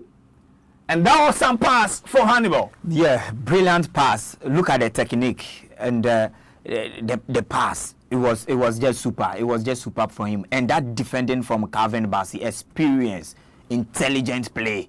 And he won the final ball again against the Tunisians. That was a very good run there from him. And he has also aided the Nigerians from, getting behind. Calvin Bassi is proving to be an experienced central defender for the Nigerian. Hannibal is now affecting the game from the right hand side, and Abdi is coming. Victor Osimhen is there to support, and that is Sassi. Switch the ball to the right hand side to the chest of Hannibal. Hannibal back to his teammate, and he wanted to dribble through Nigerian defense, but they've been able to win possession. Now Nigeria is on the attack. Back to Alex Iwobi. Alex Iwobi is not under any pressure to get the ball out of Nigeria's goal area. And now it is Osai back to Frank Onyeka. Referee Nidi asked for the ball. He will get it. He will switch to his left-hand side. And there is Ademola Lookman. Osimhen is calling for the ball. There is a cross. Victor Osimhen. And Victor Osimhen gets the first goal for Nigeria. Victor Osimhen gets the first goal for Nigeria. What an incredible build-up and what an incredible cross from Ademola Lookman. This was a perfect cross that was met by a perfect header. There was the first one on the right-hand side. Osimhen couldn't get the ball on target. And at the second time of asking, Victor Osimhen gets the first goal in the game for the Super Eagles of Nigeria. A well-deserved lead so far. From the blast of the whistle to this material time, 44 minutes of action done here.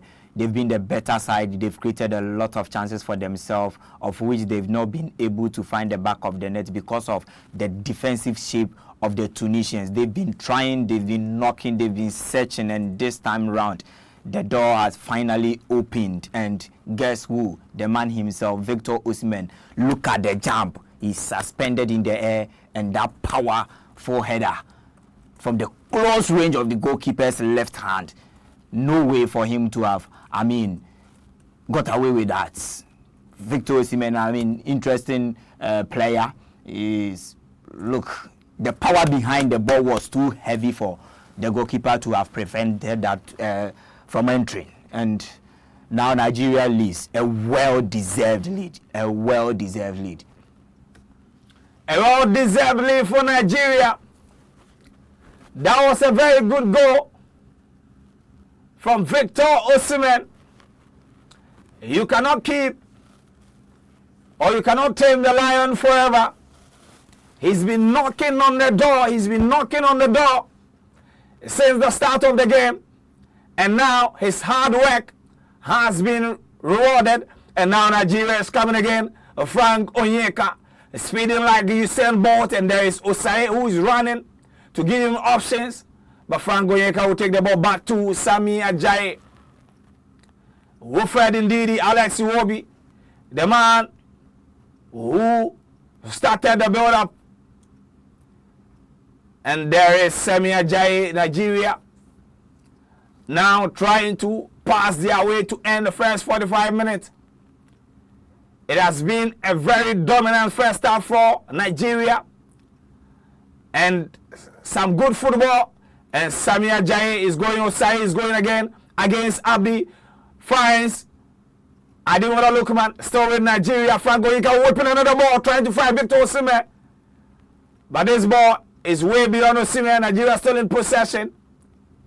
But a cross from Adam Akor. He couldn't find his target. But still, Nigeria is in possession. Yes, and now the game, I think the Tunisians let themselves down in this situation because the initial plan to have defended against the Nigerians to the end of the first minute, it was working until they finally opened the game wide. So they had more men from their central zone to the opposing area where finally Nigeria found out to register that particular goal. So we will know how they will come up in the second department of the game. This very half, things couldn't work out for them at all. In fact, they've been dominated by the Nigerians from all angles. Everything has not gone in their way. So they would have to go to the drawing board in this 15 minutes pep talk and rehearsal time to come out stronger in the second department of the game. Nigeria, they've been brilliant. No words can even describe how good they've been. So far as the first 45 minutes is concerned, they've been the better side. They are doing everything well this particular time. All right, so referee says this is all what we are going to do. The first half comes to an end. Nigeria, very dominant, and they get the first goal through their talisman, Victor Osimhen, who was assisted by Ademola Lookman. We'll go for a quick break. When we come back, we'll discuss what we saw in the first 45 minutes. Niger never the carry last. Niger no the carry last. We'll be back after the break. This is GhanaWeb.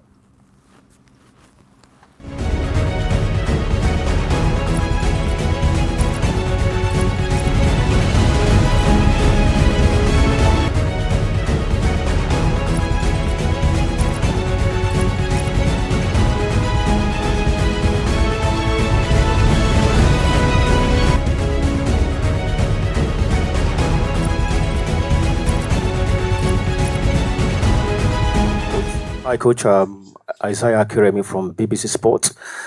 There's this wave of change in African football with African national federations backing of African coaches rather than European coaches. We've got you coaching Nigeria. They've got Kwesi Appiah of Ghana coaching Sudan, Benny McCarthy of South Africa with Kenya, Senegal's Aliou Cisse with Libya, and we've got close to 18 African coaches in charge of their own country. What do you think about this change? Do you think is a welcome development new done in African football? I'm very happy about that first because the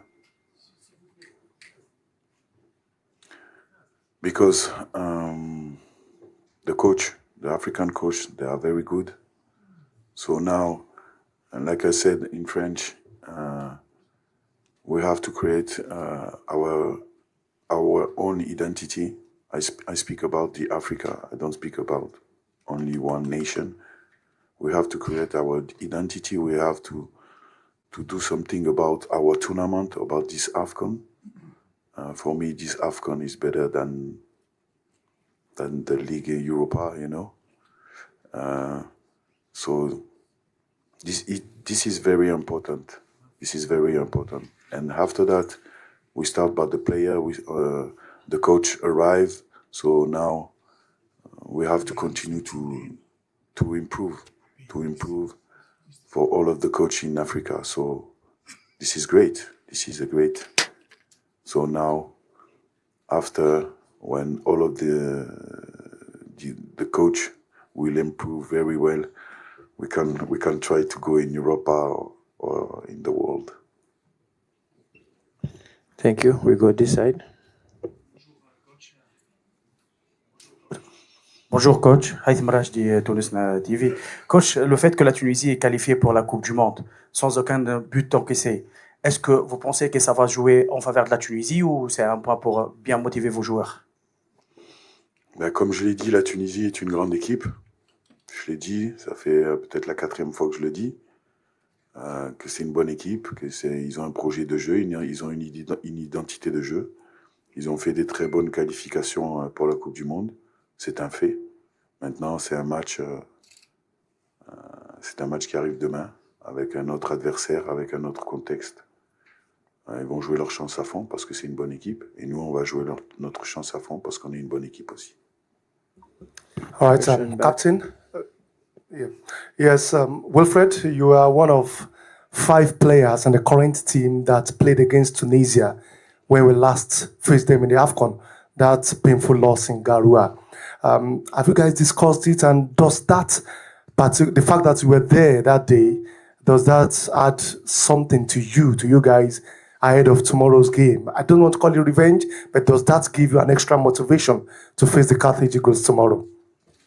Yeah, thank you. It was a painful loss in 2019. Yeah, it gives us more confidence. You know, like when we talked about it, it was the guys were like really prepared for it. You know, like we don't want to think about what happened. You know, we just want to face this one because definitely it's a new team, good players, a good group. So we're talking about it, and we actually spoke highly of it because it's not going to happen twice. Hopefully, yeah.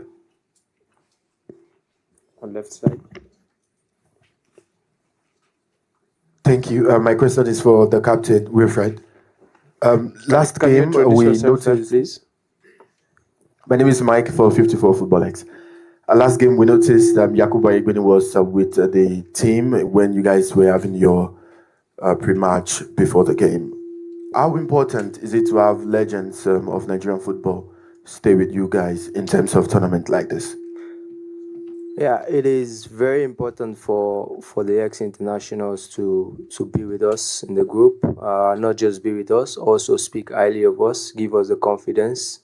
When you speak good about the team. It gives more confidence in the team because these players actually growing up, they looked up to you as players. So now you're in a different phase of your life. So I think all the team needs is just encouragement, positive encouragement. And coming to the group and giving more confidence to the team actually motivates the team also. So I think it's not just coming around, also it's also speaking highly of the team. Thank you. Thank you.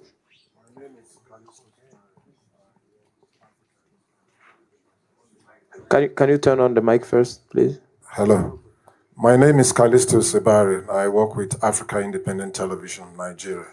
My question will be for the coach. Coach, we saw your lineup in the first game, and will there be any reason, for you to alter your lineup against Tunisia tomorrow? And will there be the possibility of any of the new faces making it over 90 minutes tomorrow? Because we are anxiously waiting to see who will break into the team now or in the nearest future. No, I cannot talk about my 11 start. So you will see at the beginning of the game. I can tell you something. Now in my mind, I have two options. The first is maybe to let the ball to Tunisia, and try to, when we get the ball back, to go directly to score a goal or to continue with our philosophy. So, because Tunisia is a great game, maybe we will change something. Here. Bonjour coach, Nef Abenachour Bein Sport. Donc, coach Eric, pour une grande nation de football comme le Nigeria, le fait de ne pas se qualifier à la Coupe du Monde 2 fois de suite, à quel point cela peut affecter l'équipe lors de votre participation à cette édition de la CAN? Ben écoutez, aujourd'hui on est dans une CAN, on est dans une Coupe d'Afrique, donc ce qui s'est passé avant, ça s'est passé avant. Et comme je l'ai dit en conférence de presse, je suis concentré sur ce qui se passe maintenant. Ce qui se passe maintenant, c'est qu'on a un match contre la Tunisie. On est concentré sur ce match. Et puis, Inch'Allah, si Dieu le veut, on reviendra victorieux de ce match. Ici, au milieu, in the middle. Coach, bonjour. Ahmed Adel, Radio Mosaïque Café. C'est pas votre première confrontation face à la Tunisie. Vous l'avez déjà affronté. Vous avez joué également avec des joueurs tunisiens, on le sait. Un petit clin d'œil d'ailleurs.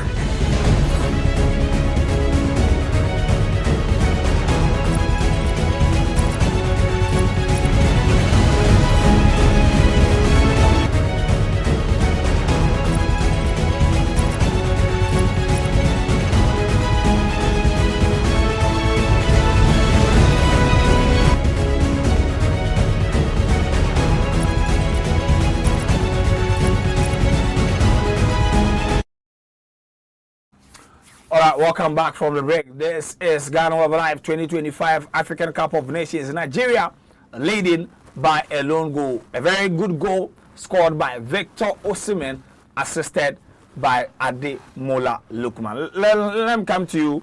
And we saw the first half, and then very soon I'll take you through the numbers. But what were your impressions based on what you saw in the first half? Yeah, it was a very good game, a one-sided game. It was one-sided game. It was only some few moments where the Tunisians came into the game proper to, cause some problems for the Nigerian defense, of which they couldn't also make any good account of themselves, so far as the few incursions they made were concerned. But it has been a one-sided game. Nigeria dominating play from the blast of the whistle to the end of the entire 45 minutes of action, and they have had the most important thing in the game, having the goal, I think, in the 44th minute. Very huge goal they scored at the depth of the first half. Very important goal from a very important player, Victor Osimhen, registering his name on the score sheet once again. The last AFCON, he had one goal to his name. This time round, after match game 2, he has also found the back of the net. A very good start, a morale booster. He will build his confidence going forward. He's already has the confidence, and looking at the efforts and the kind of performance he's been putting in for the Nigerians. He's one of the players, the young lads, the upcoming guys who also have to look up to in terms of his commitment and his dedication towards his duty for the Nigerians. I think he's been on top. Ademola Lookman, the last edition, he was all over the place. He was one of the most important players for Nigeria in the last edition, a competition held in Ivory Coast.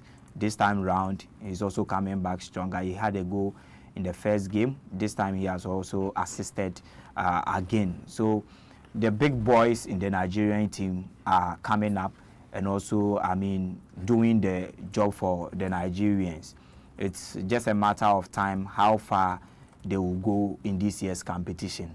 But so far as this particular game is concerned, they have been the better side, especially the first department of the game. We might not know what's going to transpire in the second department, but so far in the first department, they've been the better side, and they've had a well-deserved goal that would, at the end of it all, showcase the kind of work they put in the first 45 minutes of action.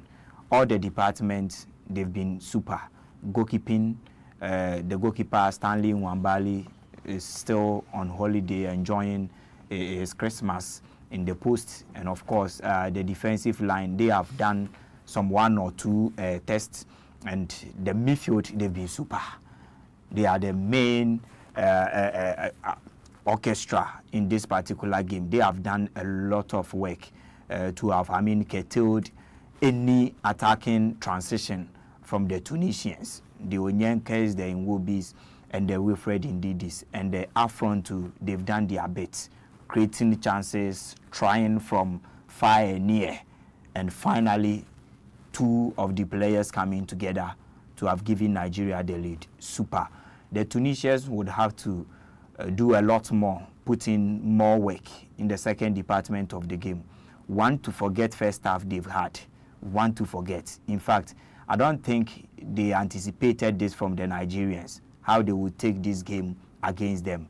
So going back into the dressing room to have some talks between them and the technical team. They would have to come into this second half and showcase something different comparatively to what they gave us in the first half against Nigeria. All right, so let's go through the stats real quick before the second half will start.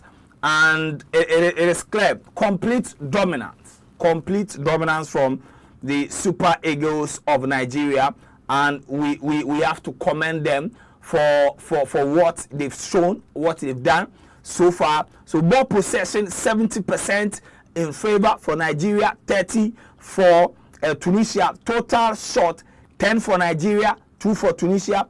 2 shots on target for Nigeria, none for Tunisia. Big chances, none for Tunisia. 3 big chances for Nigeria. Corner kicks, 2 against 3. And when it comes to passes, first up, Nigeria attempted 275 passes. They completed 247. Tunisia attempted only 120 and they completed 87. Guys, second half is just seconds away from starting. What are you expecting from the Cartage Eagles? Now the Tunisians, I will expect to see them coming into this game second half proper, making sure they also find something better and give us a proper show. These two teams should give us a game to remember so far as all the group games is concerned or are concerned. So I think I'm expecting the Tunisians to also put in a lot of effort to, test the Nigerians. And the Nigerians, they have nothing to do again. What they were doing in the first half, unless maybe there were some twist from the Tunisians, then they would also have to adjust themselves so that they will be able to also curtail the situation. Anything other than that, I think they are good to go. All right, so we're back for the second half right here on GhanaWeb. Ulas Enterprise. If you want a drilling machine, compactors, wheelbarrows, there is only one place for you to go, and that is Ulas Enterprise. You can contact Ulas Enterprise 020-300-5498, and these are the details displaying on your screen. The goal scored by Victor Osimhen is still the difference between these two. And Nigeria, they picked it right from where they left off. Frank Onyeka back to Osae. Alexi Obi call for the ball. Ademola Lookman is going again. Victor Osimhen. Ademola Lookman inside the 18-yard box. He's been forced to go wide. Uboba Tonyamati whipping across. Who's that? My goodness. Frank Onyeka. What a miss. Frank Onyeka, all he needed to do was make sure that his foot will touch the ball, and probably Victor Osimhen was there to bury the ball at the back of the net. But Frank Onyeka couldn't get to the final touch on the cross from Onyamachi. One thing I've also seen from the Nigerians is that they are always trying to rest the passes. Nigeria is dominating the game, but you don't see a lot of back passes. And Tunisia coming again. Ajori to Abdul, they're ripping about Tunisia. There is nobody there. And Nigeria, that is Akko, was there, was at the end of Tunisia's attack, and he's been able to win a foul for Nigeria. Victor Osimhen, this, and interestingly or strangely, this is Victor Osimhen's second goal in the African Cup of Nations. It's quite serious. Comparing the total number of goals he scored and the AFCON and that of the performance he's been putting in, I think it is something weird. He reminds me of a certain Olivier Giroud in the French national teams for tournament, especially the 2018 World Cup where France eventually won the competition. He was one of the key members for the French national team. Nigeria with another corner kick again. Let's see who is going to do the distribution. It will definitely be Ademola Lookman. Ademola Lookman whipping the ball. Lookman, who is there? And Nigeria gets the second goal. Nigeria gets to the second goal. It is the captain, Wilfred Ndidi. Brilliant corner kick. And a very good header. 2 crosses, 2 headers, 2-0. Super Eagles of Nigeria cruising to a comfortable 2-0 win. This is a way to show your dominance. And the captain of the Super Eagles of Nigeria, Wilfred Ndidi, gets the second goal for the Super Eagles of Nigeria 4 minutes after the break.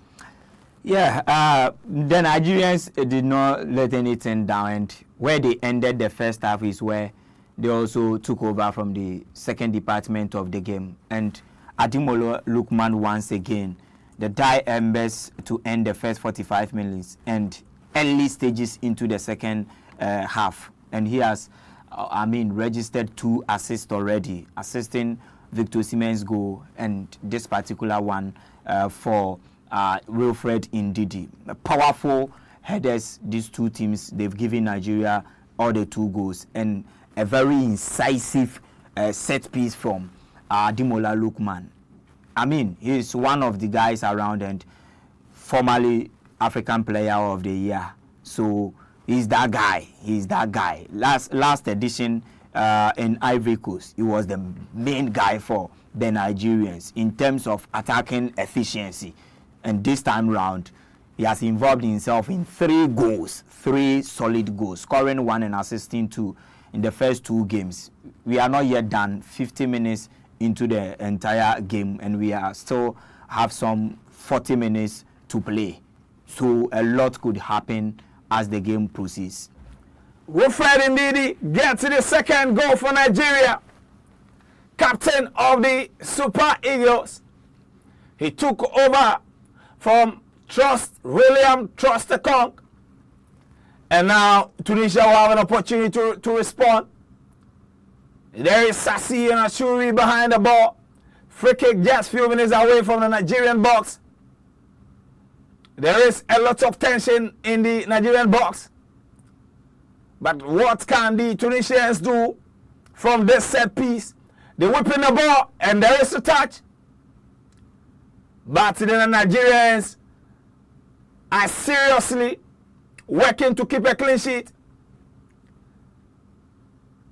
And Wilfred Ndidi was trying to start a quick counter-attack. The ball was cleared. It goes back to Nigeria. Alexi Obi, the master planner, he gives the ball away. Now Tunisia will get an opportunity to attempt. But the man wearing the number 7 jersey for Tunisia, Achuri, was brought down by Ademola Lookman to stop the Tunisian attack. Interesting for Nigeria. Now Nigeria's record on match day 2 in both of their championship winning years is very incredible. Anytime Nigeria wins the AFCON, they draw on match day 2. But today they are winning. So is it a bad omen for Nigeria? And this is a question for Nigerians on the timeline. Nigeria have won the AFCON 3 times. But every time they've won the AFCON, they draw their second group game. But today, they are winning 2-0. My fellow Nigerians, my brothers, do you think that this is a bad omen for the Super Eagles? There is always the first time, the best answer. There is always the first time. So maybe this time round they are also, making another history. And should they win the competition at the end, it will also become the first time they are winning. Victor Osimhen gets a chance. He wanted to also set up Ademola Lookman, but his attempt was blocked. Now Tunisia going, and Sami Ajayi was there to guard his post. It is Osai and Sami Ajayi combined to make sure that Abdi will not get a chance to whip in across. The physicality we are seeing from Nigeria is top notch. The technicality is there. The vision, the pressing, the speed. They are covering a lot of distance in this game.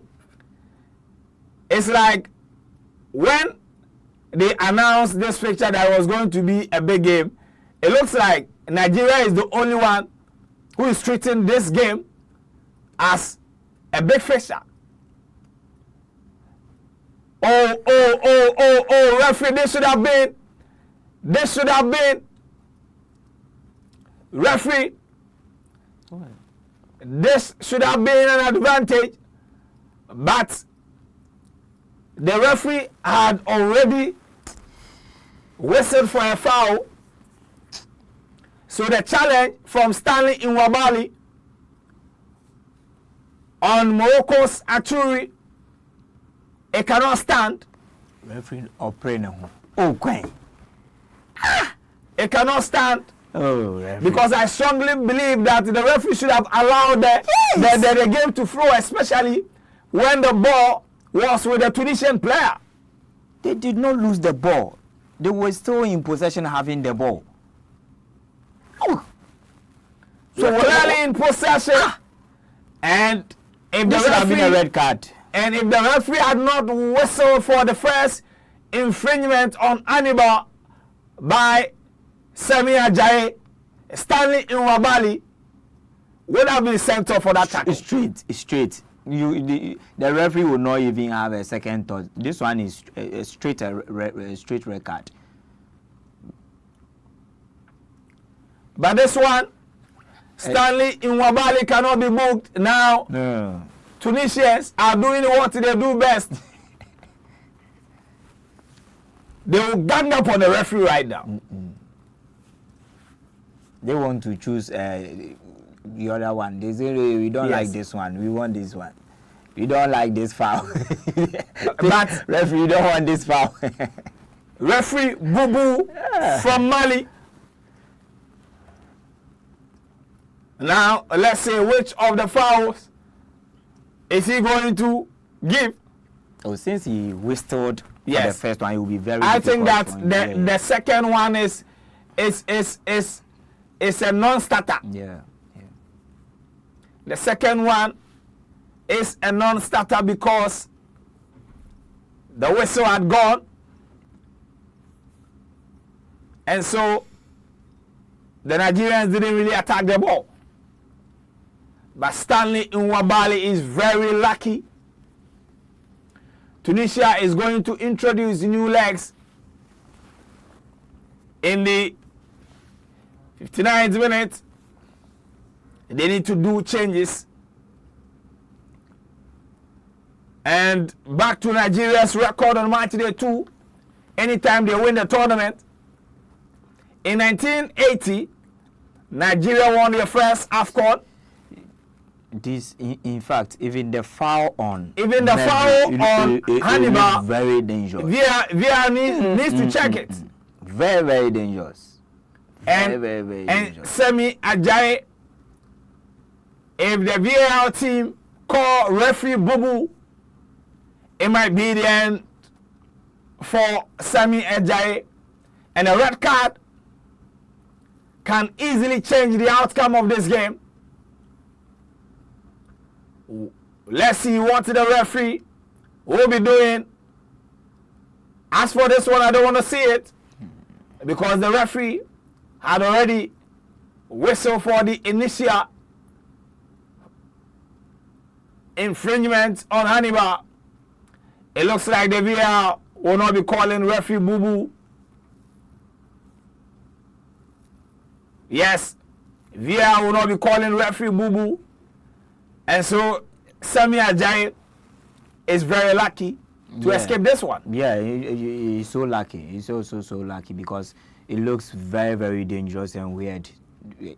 On any given day, that decision, it should have been booked straight red card. That decision. So in 1980, Nigeria won the AFCON. But on March Day 2, they drew goalless with Cote d'Ivoire. In 1994, Nigeria won the AFCON. On March Day 2, they drew goalless with Egypt. And in 2013, when they won the AFCON, they drew 1-1 with Zambia. So this is Nigeria's record in their second group game, Krobia, anytime they win the tournament. Yeah, this time around things will change. And I don't know whether or not they will be able to win the competition or not. But I think if they are going to win it, this game, for the first time, they will also make history and turn that history down. That for the first time, they will win their second game in the group and go all along to also finish and climax the tournament and clinch the ultimate trophy. For the first time, it will also come to be. So let's see how things work out for them. 60 minutes, a lot of time to play. A lot could happen because this is a game of football. Now the referee, they need to step the authority, and Nigeria calling for a foul and a penalty, but the referee says no, it will be a corner kick instead. And so let's see if they can put the icing on the cake with a third goal. It will give them time to breathe. Now the Tunisians are also trying to be physical, complaining a lot to the referee. When it comes to complaints, the North Africans, they are number one. Ademola Lookman whipping another cross, and this time around goalkeeper was there to clear his lines. There was some slight push on Abdi in the 18-yard box, and the referee has awarded a foul for Tunisia. Now, when we go to the years Nigeria lost the AFCON, they lost it in 1984, 1988, 1990, 2000, and 2023. In 2023, Nigeria won their second group game. They won their second group game 1-0 over Ivory Coast. They lost the tournament. But we'll check the other years to see Nigeria's record too. But so far, what do you think the Tunisians need to do? Well, I think they will have to defend well, not to, give away some corner kicks and free kicks, because now the Nigerians have shown that they are very good in the aerial duels. So when they have these corner kicks and the free kicks, they will also have guys around who can also utilize such opportunities. So they would have to, defend well and be disciplined in their tackles, and also know where and when to, cause certain fouls in their half. That is what the Tunisians have to do. Now, in the midfield, I think they would have to make some changes there to effect the game. The Nigerians are too strong in the middle.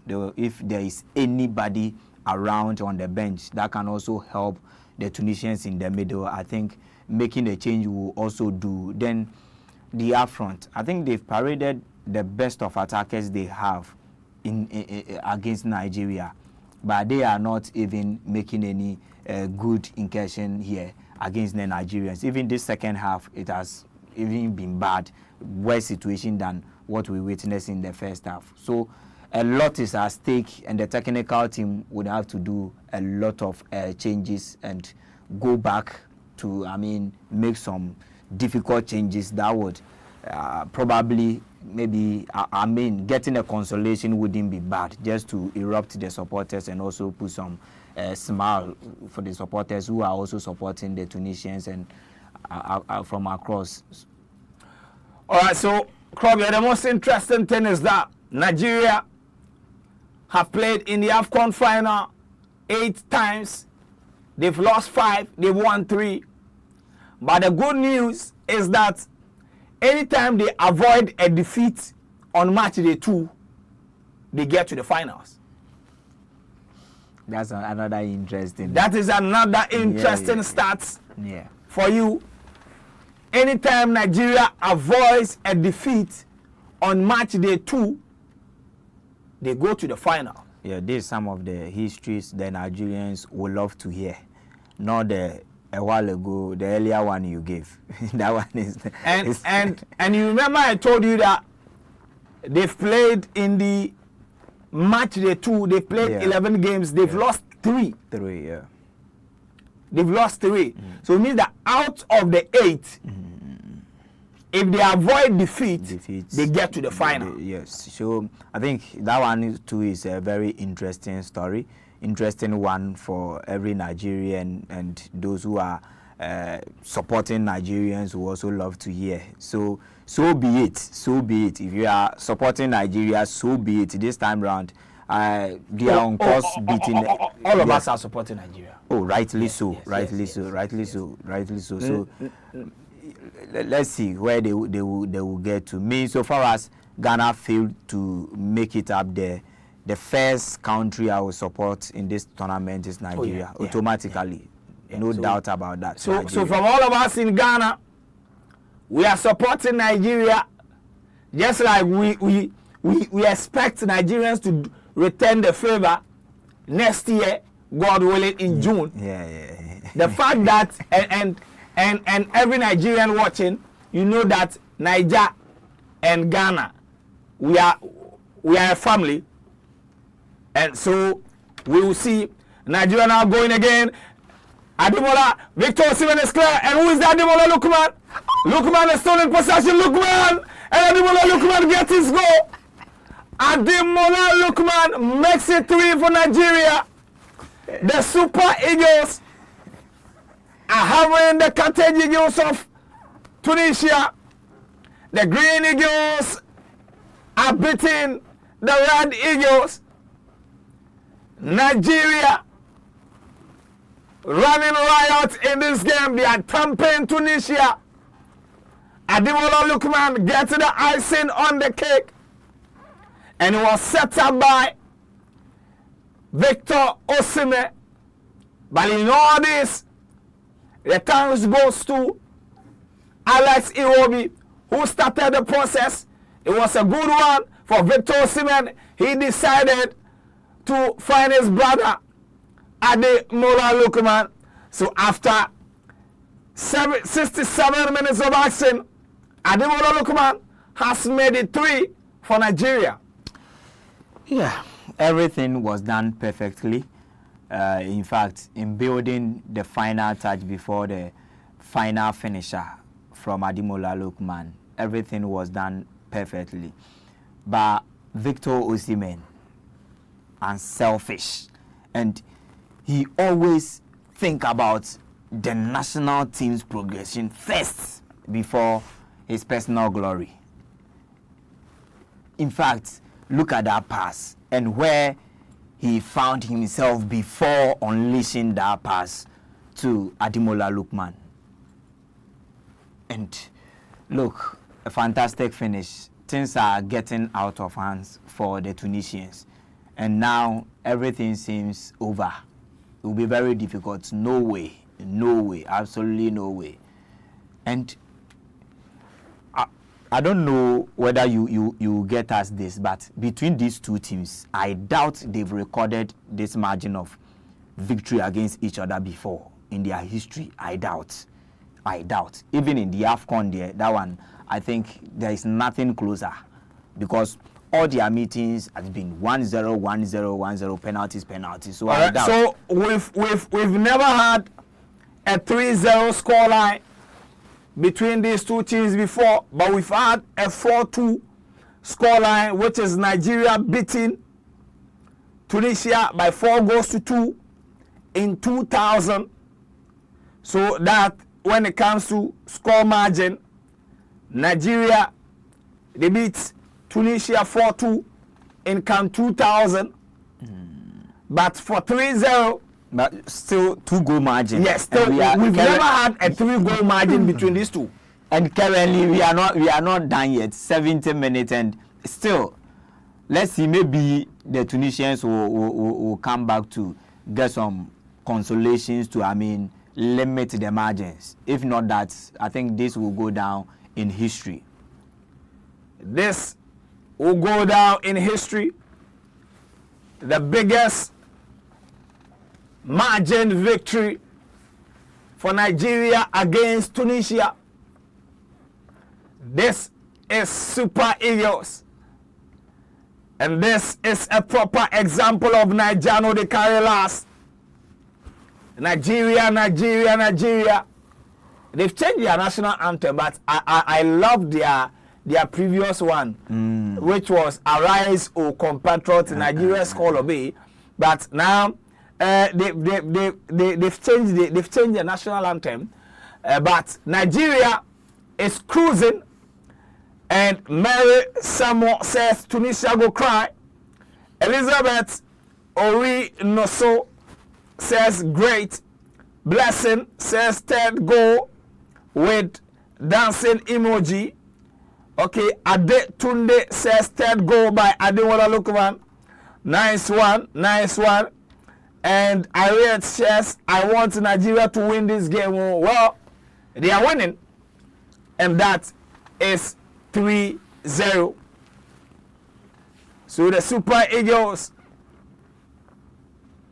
so far, they are replicating what Senegal did to Botswana. But can we get more goals? Nigeria going again. And Adam Akor gives the ball away. Nigeria always doubling up on the Tunisians to make sure that they don't get time to breathe on the ball.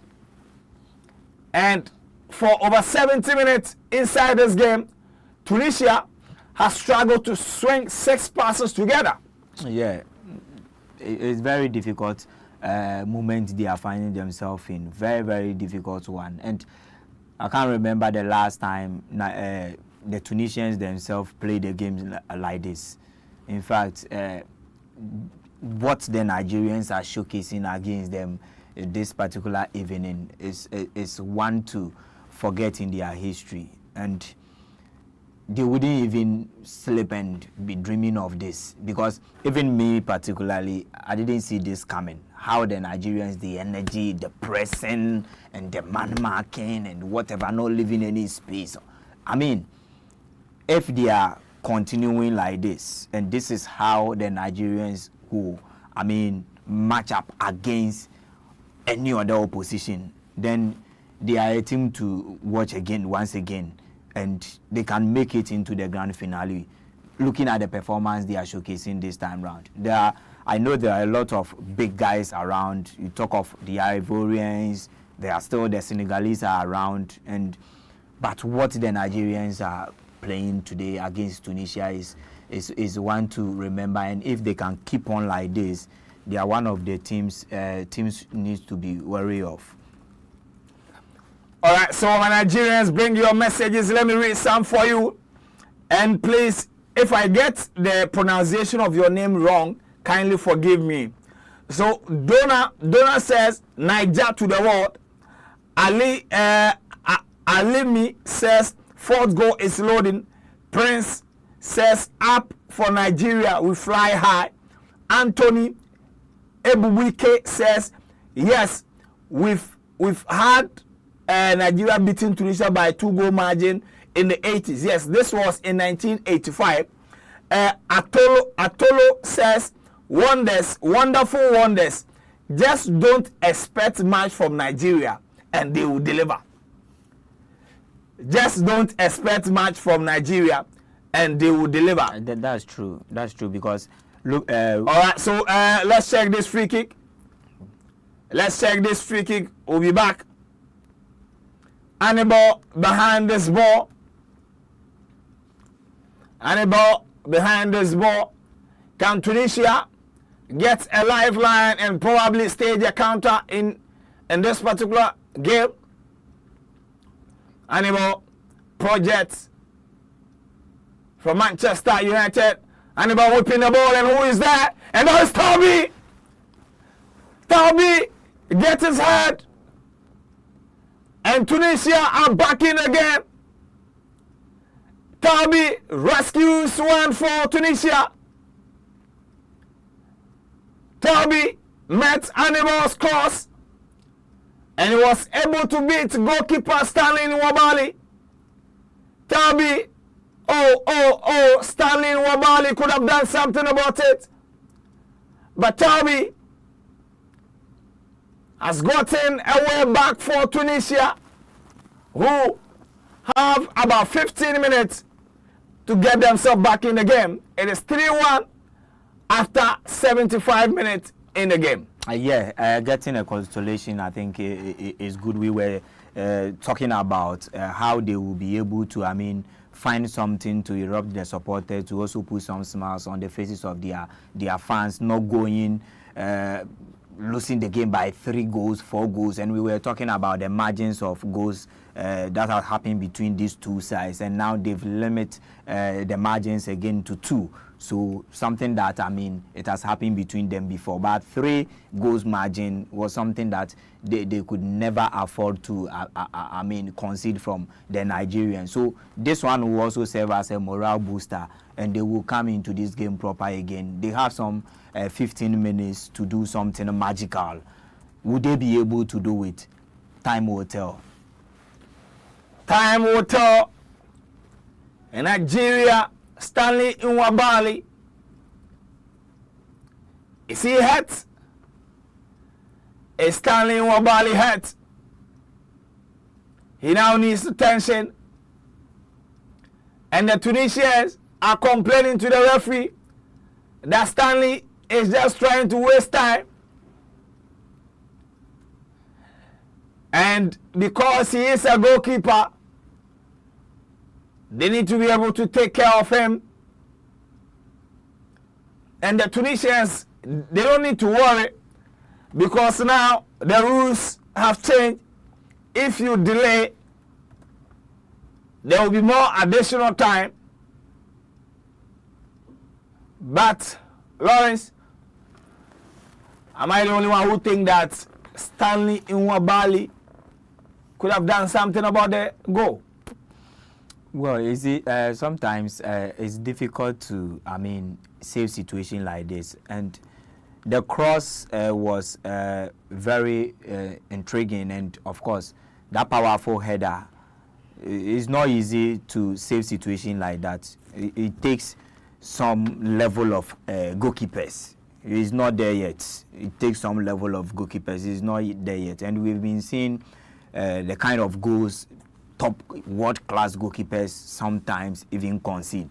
So this is one moment he has also conceded from. And I don't think there is that need of even blaming him. In fact, the defensive line, they all lost it. And then finally, the guy, Talbi, find the back of the net with that powerful header. So we cannot blame him that much, but he might, at the end of the day, maybe he could have done something better to also make his name. Because such situation, when you save the situation like that, your name will be all over the place, because it is not something normal you could have done. So, it's just a normal day on duty, of which he has considered from that powerful header, and there is no need to, call him any name. There is no need to call him names. And this is what Krobia thinks. But Nigeria are responding to Tunisia's 2 changes. And so Frank Onyeka and Adams Akko are done for the day. Moses Simon has been introduced. and Eduque. Chidera Eduque also plays for Sevilla.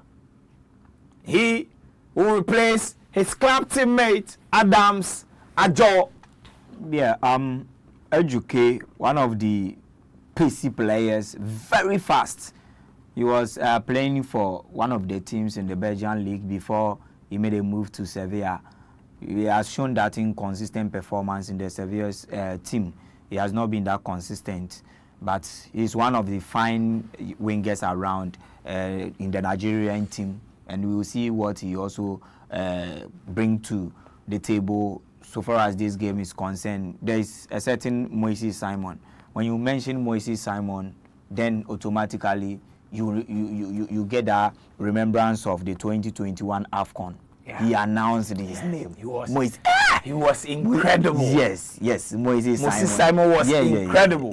So the last edition he was nowhere to be found, but he has been around. He announced himself well to the global world when the 2021 AFCON was happening in Cameroon, and now he's also having another opportunity again to showcase what he also has under his sleeve. So 10 more minutes to end the entire proceedings. Let's see what they also brings. All right, so I'm seeing one comment here, and somebody says Nwabali and Onana.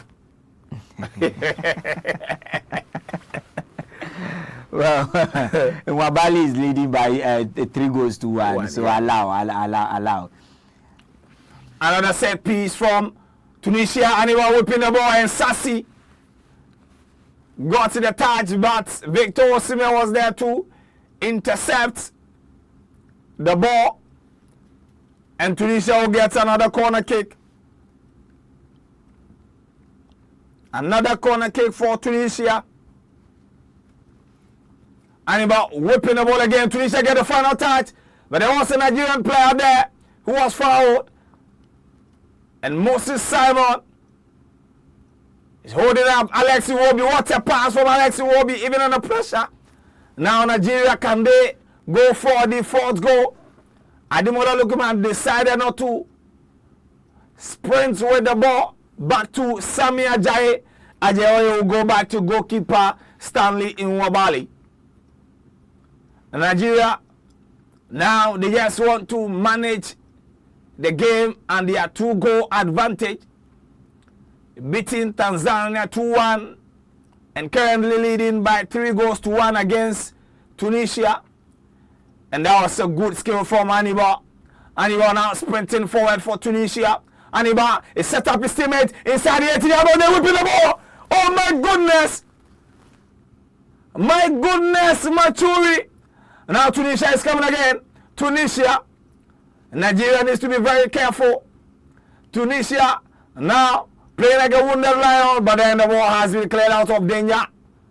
Tunisia still in possession. My goodness, Lawrence.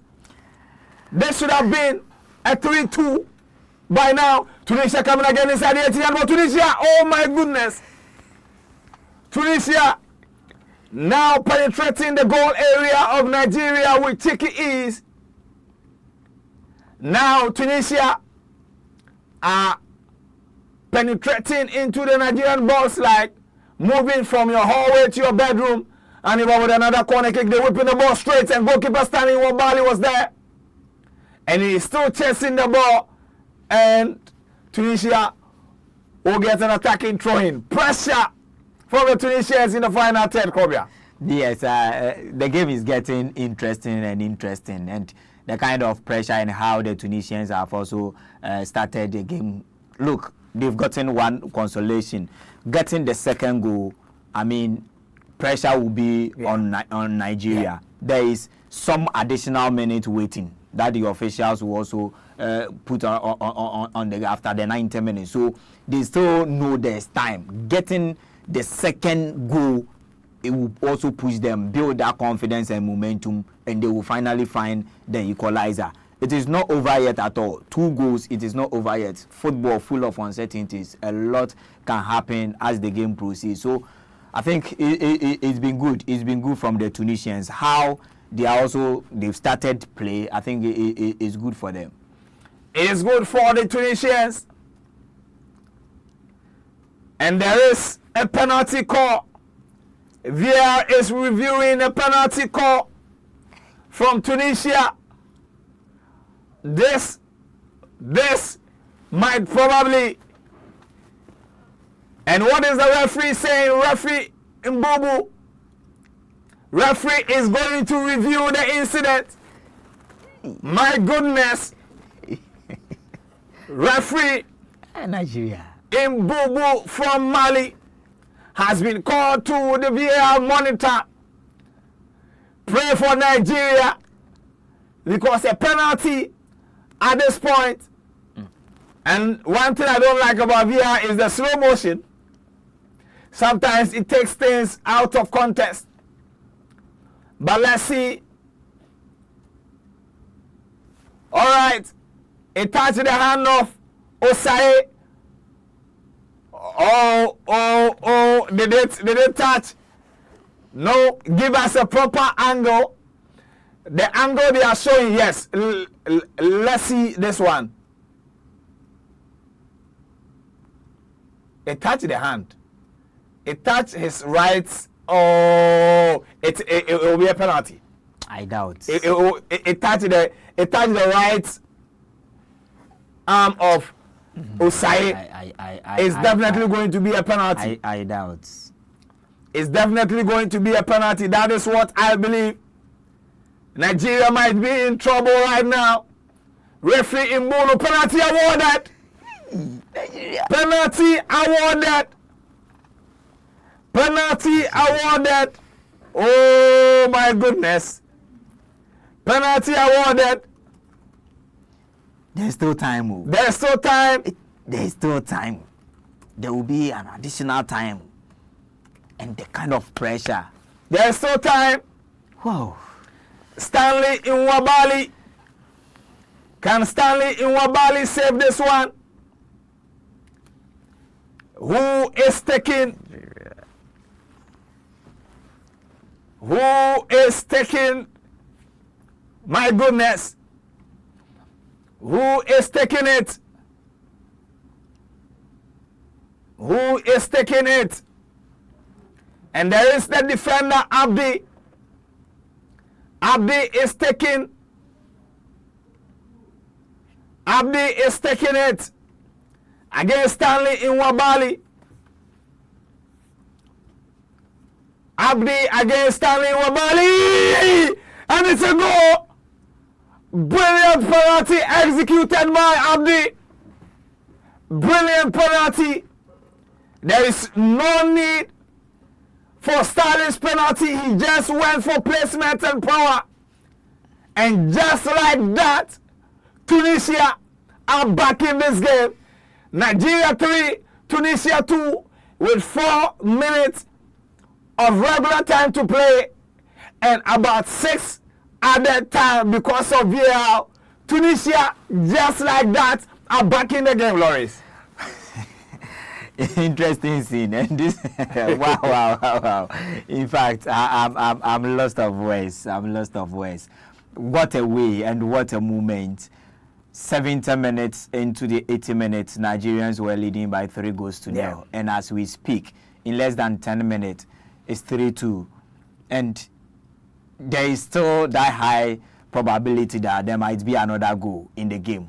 As to who scored this goal, that is where the problem lies. I think that Eric Chizol, you know, my number one problem with him is his changes. The moment he took off Frank Onyeka, now then the Tunisians are back in the game. No, even the energy level of Adam and Onyeka. The moment he took those boys, you see, we've not seen much from them. Even though these players, they've played from 70 minutes into the 80 minutes, they were tired legs, yes, of course. But they were putting in the energy and the effort. They were playing so hard. So I don't know. This is a very interesting game, difficult moment for Nigeria. Now they would have to defend the only goal they have ahead of the Tunisians. Can Nigeria defend against this Tunisian side? We have about 2 more minutes to end regulation time. How many minutes are you expecting as additional time? I mean 5 minutes. I am expecting a minimum of 6. 5 because of the VAR review, Nwabali's injury, and then that Hannibal's injury. I think a minimum of 6. Minimum of 6. Now Tunisia attacking again. Tunisia doubling up on Nigeria. Tunisia inside the 18-yard box. Nigeria needs to be very careful. But Samuel Jaya was there to clear the ball out of danger. The Tunisians at their stadium are empowering their team. Can Nigeria withstand this pressure? Can Nigeria withstand this pressure from Tunisia? Only time will tell. But additional minutes. We've exhausted the 90 minutes of regulation time. Tunisia still they whip the ball inside the Nigeria area. But Ozaya was there to clear. Ozaya was there to clear the ball out of danger. And educate 7 minutes. 7 minutes of added time. I really love Super Eagles versus Congo. We brought joy. Oh. Nigeria needs another optional goalkeeper. That in Nwabali is a horrible goalkeeper. They celebrated as if they won the AFCON. It's difficult to win with the Super Eagles team. Oh my goodness. 7 more minutes. Lawrence, can Nigeria protect their only goal advantage? Moments like this, coaches will find themselves in a certain dilemma as to whether to defend or to go wide open. You open, you might at least get another goal. You defend, you might also secure the 3 important points. And also there will be that high probability that you might also concede in the quest of defending the goal. So it's a very difficult situation. Very, very difficult situation. But how they will come out victorious after this, I think that is what is left now. Let's see how they will approach the game, and I think they will be instructed from the technical point as to how to go about the last 6 minutes. Eric Chizel is ready to defend because Ademola Lookman has been taken off. He has been replaced by 28-year-old Chidozie Awaziam, who plays in the French Ligue 1 for FC Nantes. So, a striker in, defender. Now can Nigeria attack again? They lose possession. That is Chubuke. Now Tunisia with the ball. Hannibal. He's caused a lot of trouble for Nigeria in the last 20 minutes. And like I said, Frank Onyeka was doing the job on him. Stanley Nwabali. He misses the ball. Oh my goodness. Now Nigeria is going again. Victor Osimhen. He's gone back to Wilfred Ndidi.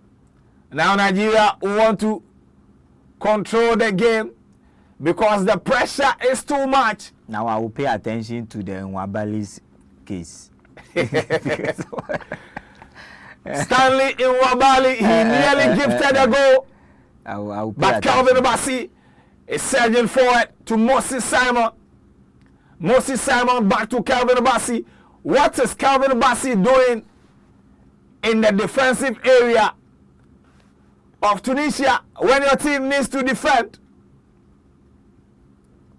But his teammates were able to cover. Now Nigeria, they've kept the ball for the last 30 seconds. Now they are looking for a long one. Good control. Chubuke inside the 18-yard box. Now Chubuke, goalkeeper. What a save from goalkeeper of the Cartage Eagles, the man, and I believe that Chubuke should have squared the ball to Victor Osimhen, but he decided to go for glory, and now Nigeria will have to defend. Tunisia, they're whipping another cross inside the Tunisia! And Captain Sassy. Oh! What a game! What a game we are witnessing! Wow! What a game we are witnessing! Oh my goodness, Sassy missing the pole by a few inches. Missing the pole by a few inches. This is a huge let-off for Nigeria. Yes, and I mean, what is written is written, and the fate of the game is already known in the spirit. So let's see finally what will be the outcome at the end of the 90 minutes. We've left with some 3 minutes to end the entire proceedings, and still there will be pressure on the Nigerians, how they will be able to defend. We know you are a Ghanaian commentator. At least appreciate what the Super Eagles has done. Hey. Hey. Then you view. Then you view. Oh, Mba no. Oh, Kilo Shea, what about them? Kilo Shea. Now Tunisia coming again. Tunisia, they whipping another cross. And Stanley Wabali, miscommunication. Tunisia, Sassy, Tunisia! Wabali did not okay go. Oh my goodness. Wabali. Before you realize the ball will be in the net already. Stanley Wabali. Look at this. Terrible goalkeeping. In the final 20 minutes from Stanley Wabali. Oh, this is Nigeria. I think that it is all over. Stanley Wabali has been cautioned with a yellow card for delaying tactics. But I think that this will be the final minute in the game. Tunisia, can they get a last attempt at goal? Oh, referee interrupted with play. And it is all over. It is all over. And Nigeria have been able to protect their 1-goal lead. The Super Eagles of Nigeria, they nearly bottled this. Nigeria nearly bottled this. Nigeria nearly bottled this. But it ended 3-2. Let's take a quick break. When we come back, we'll talk about the game right here on GhanaWeb TV.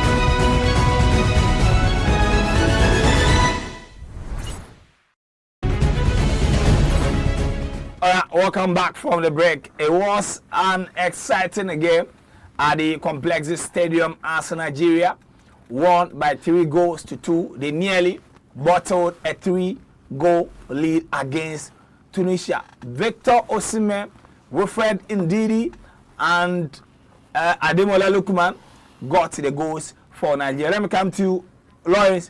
What went wrong for Nigeria in the final 15 minutes of the game?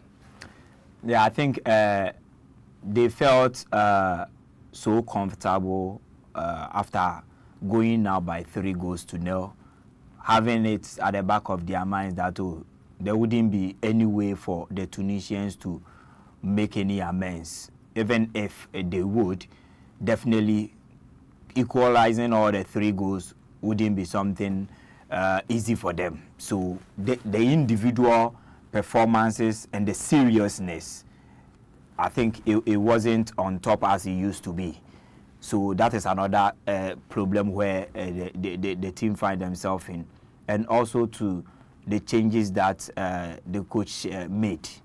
I think the changes couldn't materialize as it would be expected from the players who also came on. The Jukes and the Lies, I mean, the performances of the players they came on for, they were doing so better than them. That one too is was another factor. Then, I mean, the Nigerians felt like it was all over. So the never say die spirit of the Tunisians, they also had that confidence, and the moment they had the consolation, the first goal, then we were left with some 10 minutes, and the pressure kept on piling on the Nigerians. Then the second goal also came, and they would have to defend to the entire minute. The 7 minutes, they would have to do a lot more defensively to, sway away all the 3 important points. And that is what the Nigerians did at the end of it, or with all the situations they found themselves in. They nearly threw away 3 goals. 3 important goals. They nearly threw away all the 3 important goals. And the spirit of the Tunisians, I think it was top notch. It was top notch for them to have gathered that confidence and that can-do spirit again.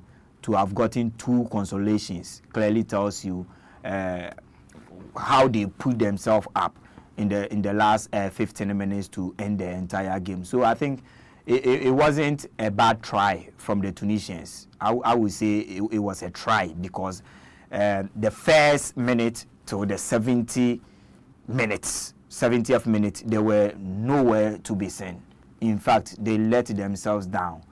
I don't know whether they respected the Nigerians that much, because the Nigerians started the game piling pressure on them and they couldn't find any way to have come into the game. So that aside, in the last couple of minutes, they geared themselves up, and I mean, they came back and had 2 important goals. So all in all, it was an interesting game, a very good game. The Nigerians, some of the supporters will be disappointed, including even the coach himself, who made some of the changes, who is also a contributor to this factor. He will also be disappointed. Then some individual players, because clearly looking at the reaction of even Victor Osimhen, he wasn't happy at all, especially when the second goal was put at the back of the net. So the players themselves, they will feel so bad that they nearly bottled the 3 goals lead they took. So I think it was a very good comeback from the Tunisians, a very good try from them. But our Nigerians were so resilient, and at the end of the day, the most important thing, they had it. This is a learning curve, and they will learn something out of this. Even when they are up by 4 goals against any other opposition as the tournament progresses, they will be very cautious and careful that, hey, we nearly did this, and they will have these results at the back of their mind, and this is where it will strengthen them. This is where they will learn out of it, and going forward, such mistake will not repeat itself again in the Nigerian team. So I think that sometimes in human life, you need to experience situations like this to also learn out of it. So it's all good. It's all good for something like this to have happened to them. It's all good, and they will take something positive out of it going forward in their subsequent games that they will be playing. Now they've already qualified. 6 points, they've qualified. They would have to put themselves together in their next game against Uganda. Certain players will be given opportunity. That is where coach, who most of the time in love of making changes, the Juges and the Moses Simon, he can start them in the next game. Then certain players will be given some rest, if not by any individual records or any individual achievement, individual benefit that these players will be longing for. The likes of Siemens and the Ademola Lookmans, they can be given some 15 minutes in the extra in the second half, or they might even start the game, and after 45 minutes they will introduce fresh legs or other players just to give them rest for the knockout phases, because this is where the big giants will come up against. So I mean, it's been a very good start for the Nigerians, having won their first 2 games. It's good that they are also scoring goals. It's good that they are also scoring goals. So it's all good. But going forward, they will learn from this comeback. The Tunisians nearly, created against them, and they will learn from this. So it's all been a good game. Tunisia will play against Tanzania in their next game. Yes, and clearly they will scale through. Now they have 3 points. If nothing at all, a draw will do. The worst case scenario against Tanzania, a draw will do, and they will make it into the next round of the competition. They will also learn from this, how they started the game.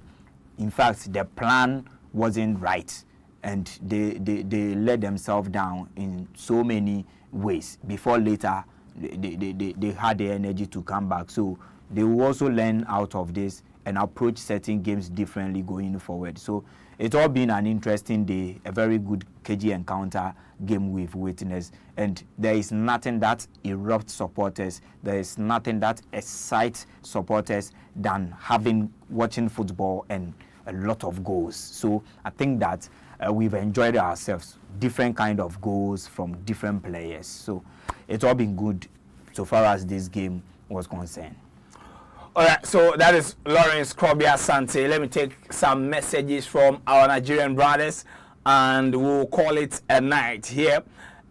Nazar says, thank God, but this one shocked me. How did we score 3 straight 3 and conceded almost 3? Blessing says, with a lot of laughing emojis, the fate of the game is already known in the spirit. You are in the spirit, bro. Okay. So Emmanuel V says they are rough and that penalty is wrong. Anthony Ebuke says poor substitution by the Nigerian coach almost made us lose our 3-goal advantage. Praise to God, the Almighty High, Allah, for victory. All right, so let me go. Cyrus says by Tezel should have known that Onyeka is the live wire of the midfield defensively. In the playoff against DRC, the moment he was taken off, problems came. The same thing happened today. You Like you watched that game? Yes. Nigeria against DR Congo. And this is a good observation from you. This is a good observation from you, Cyrus. Halima says, useless goalkeeper. Gabriel says their defense is a problem. I am how can you bring 2 attackers and remove a midfielder when you are supposed to hold a lead? Okay. Jerome says the coach started it all with the changes he made was unnecessary. It was a total dominance, was top notch until the final 15 minutes. Unnecessary changes. Uncle says you are very right. We need this kind of game, most especially when we are needed. Okay, so Anthony Ebuke came again. Did you notice he brought on 2 substitute as soon as Tunisia made their substitution, like a copy cat. The players he brought on disrupted our team. We won. Keep it, Nigeria, 100%. Quick one on the reaction from the fans. Yes, there was a comment you read, one calling on Nwabali useless. Oh no, how can somebody's father, somebody's son, somebody's husband be useless because of football? Some of these things, some of these things, when I see it, I don't pay attention to it because look, these people will insult the players, but when they meet them, Allah bossu, Allah bossu, Allah bo. There was a case that in GIG, and there was a case that in GIG, you see, I was at the campus radio. I heard that a certain guy, the guy did diss me left, right, center. But this same guy came to me in the studio that he wants me to mentor him. So when I see people insulting on social media and all that, there is no way he will see Stanley Nwabali and she will say to his face. So some of these comments, let us ignore it. But one interesting thing is how they are also engaging us. In fact, we are learning from them, and they are also learning from us.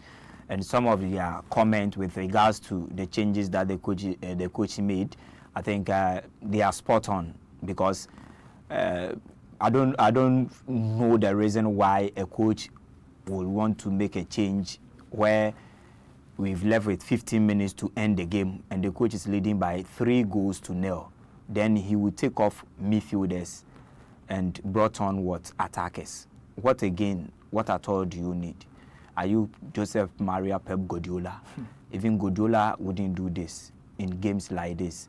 So I think this is not, this wasn't a trial match. It wasn't a friendly match that you use to assess certain plan of yours as a coach or certain style of yours. No, it's an important game you are playing, and it's a group stages game. You will need even goals at a point to make it into the next round of the competition. You've won, you've qualified. What if you have lost the game? You need certain goals. Even sometimes, even if you lose a game in a group stages game, even if you lose, you make sure you lose to a certain margin. Yeah. You don't lose 3, 4, 5 goals, because at the end of the day, it will be a factor, a parameter that will be used in terms of separating two teams. So it's very, very important. And I think these are some of the comments I love when you were reading. It clearly tells you those watching us are also paying critical attention, and some are also following the game keenly, because one person also made mention of the Nigerian versus Democratic Republic of Congo's World Cup playoff. Similar situation. And Offset, we also mentioned one when he was handling the Malians team. Yeah, he did similar. It was something that I never understood. Yes. That a coach is playing a semi-final game. Yes. You are leading against a host nation. 2-1. 2 minutes additional time. You are still attacking and making some changes. And in that same game, extra time, I said that particular one, I am not a Malian, but that game still hurts my heart to the core, because 30 seconds to penalty shootout, 120 minutes. The coach is still urging his players to attack. They go to attack, they lose the ball, counter attack, bam. Ghana against Mali. Mali is leading 1-0. Yeah. Haidara and the lies dismantling Partey. 65th minute, he took them off. What happened? Ghana introduced Jordan Ayew. 2 goals. So Eric, I think that he needs to re-examine his changes, and it's very poor. In-game management. In-game management is. But let us draw the curtains here and then call it a night. Thanks to the production crew, Kwame Tablet, Alex and Calvin. It was produced by Richard Oku, Vanderpool, Lawrence Krobia Sante. Join me here for the commentary. So at the end of the game at Sportif, the first, Nigeria won the game by 3 goals to 2 goals from Victor Osimhen, Wilfred Ndidi, and Ade Mola Lukman. Whilst Montazar Talbi and Ali Abdi got the 2 goals for the Cartage Eagles of Tunisia. Now Nigeria have already sealed their qualification to the next stage with 6 points. On Tuesday, December 30th, there will be another game, the final group games, and at 4 p.m. on Tuesday, Nigeria will take on Uganda, whilst Tunisia will handle Tanzania. There will be live commentary right here in this studio with Frank Kama Echampon and Lawrence Krobia Asante and Andrews Edunkwa. My name is Joel Eshen. We'll meet again surely on Tuesday. Keep reading GhanaWeb.com. For now, we out.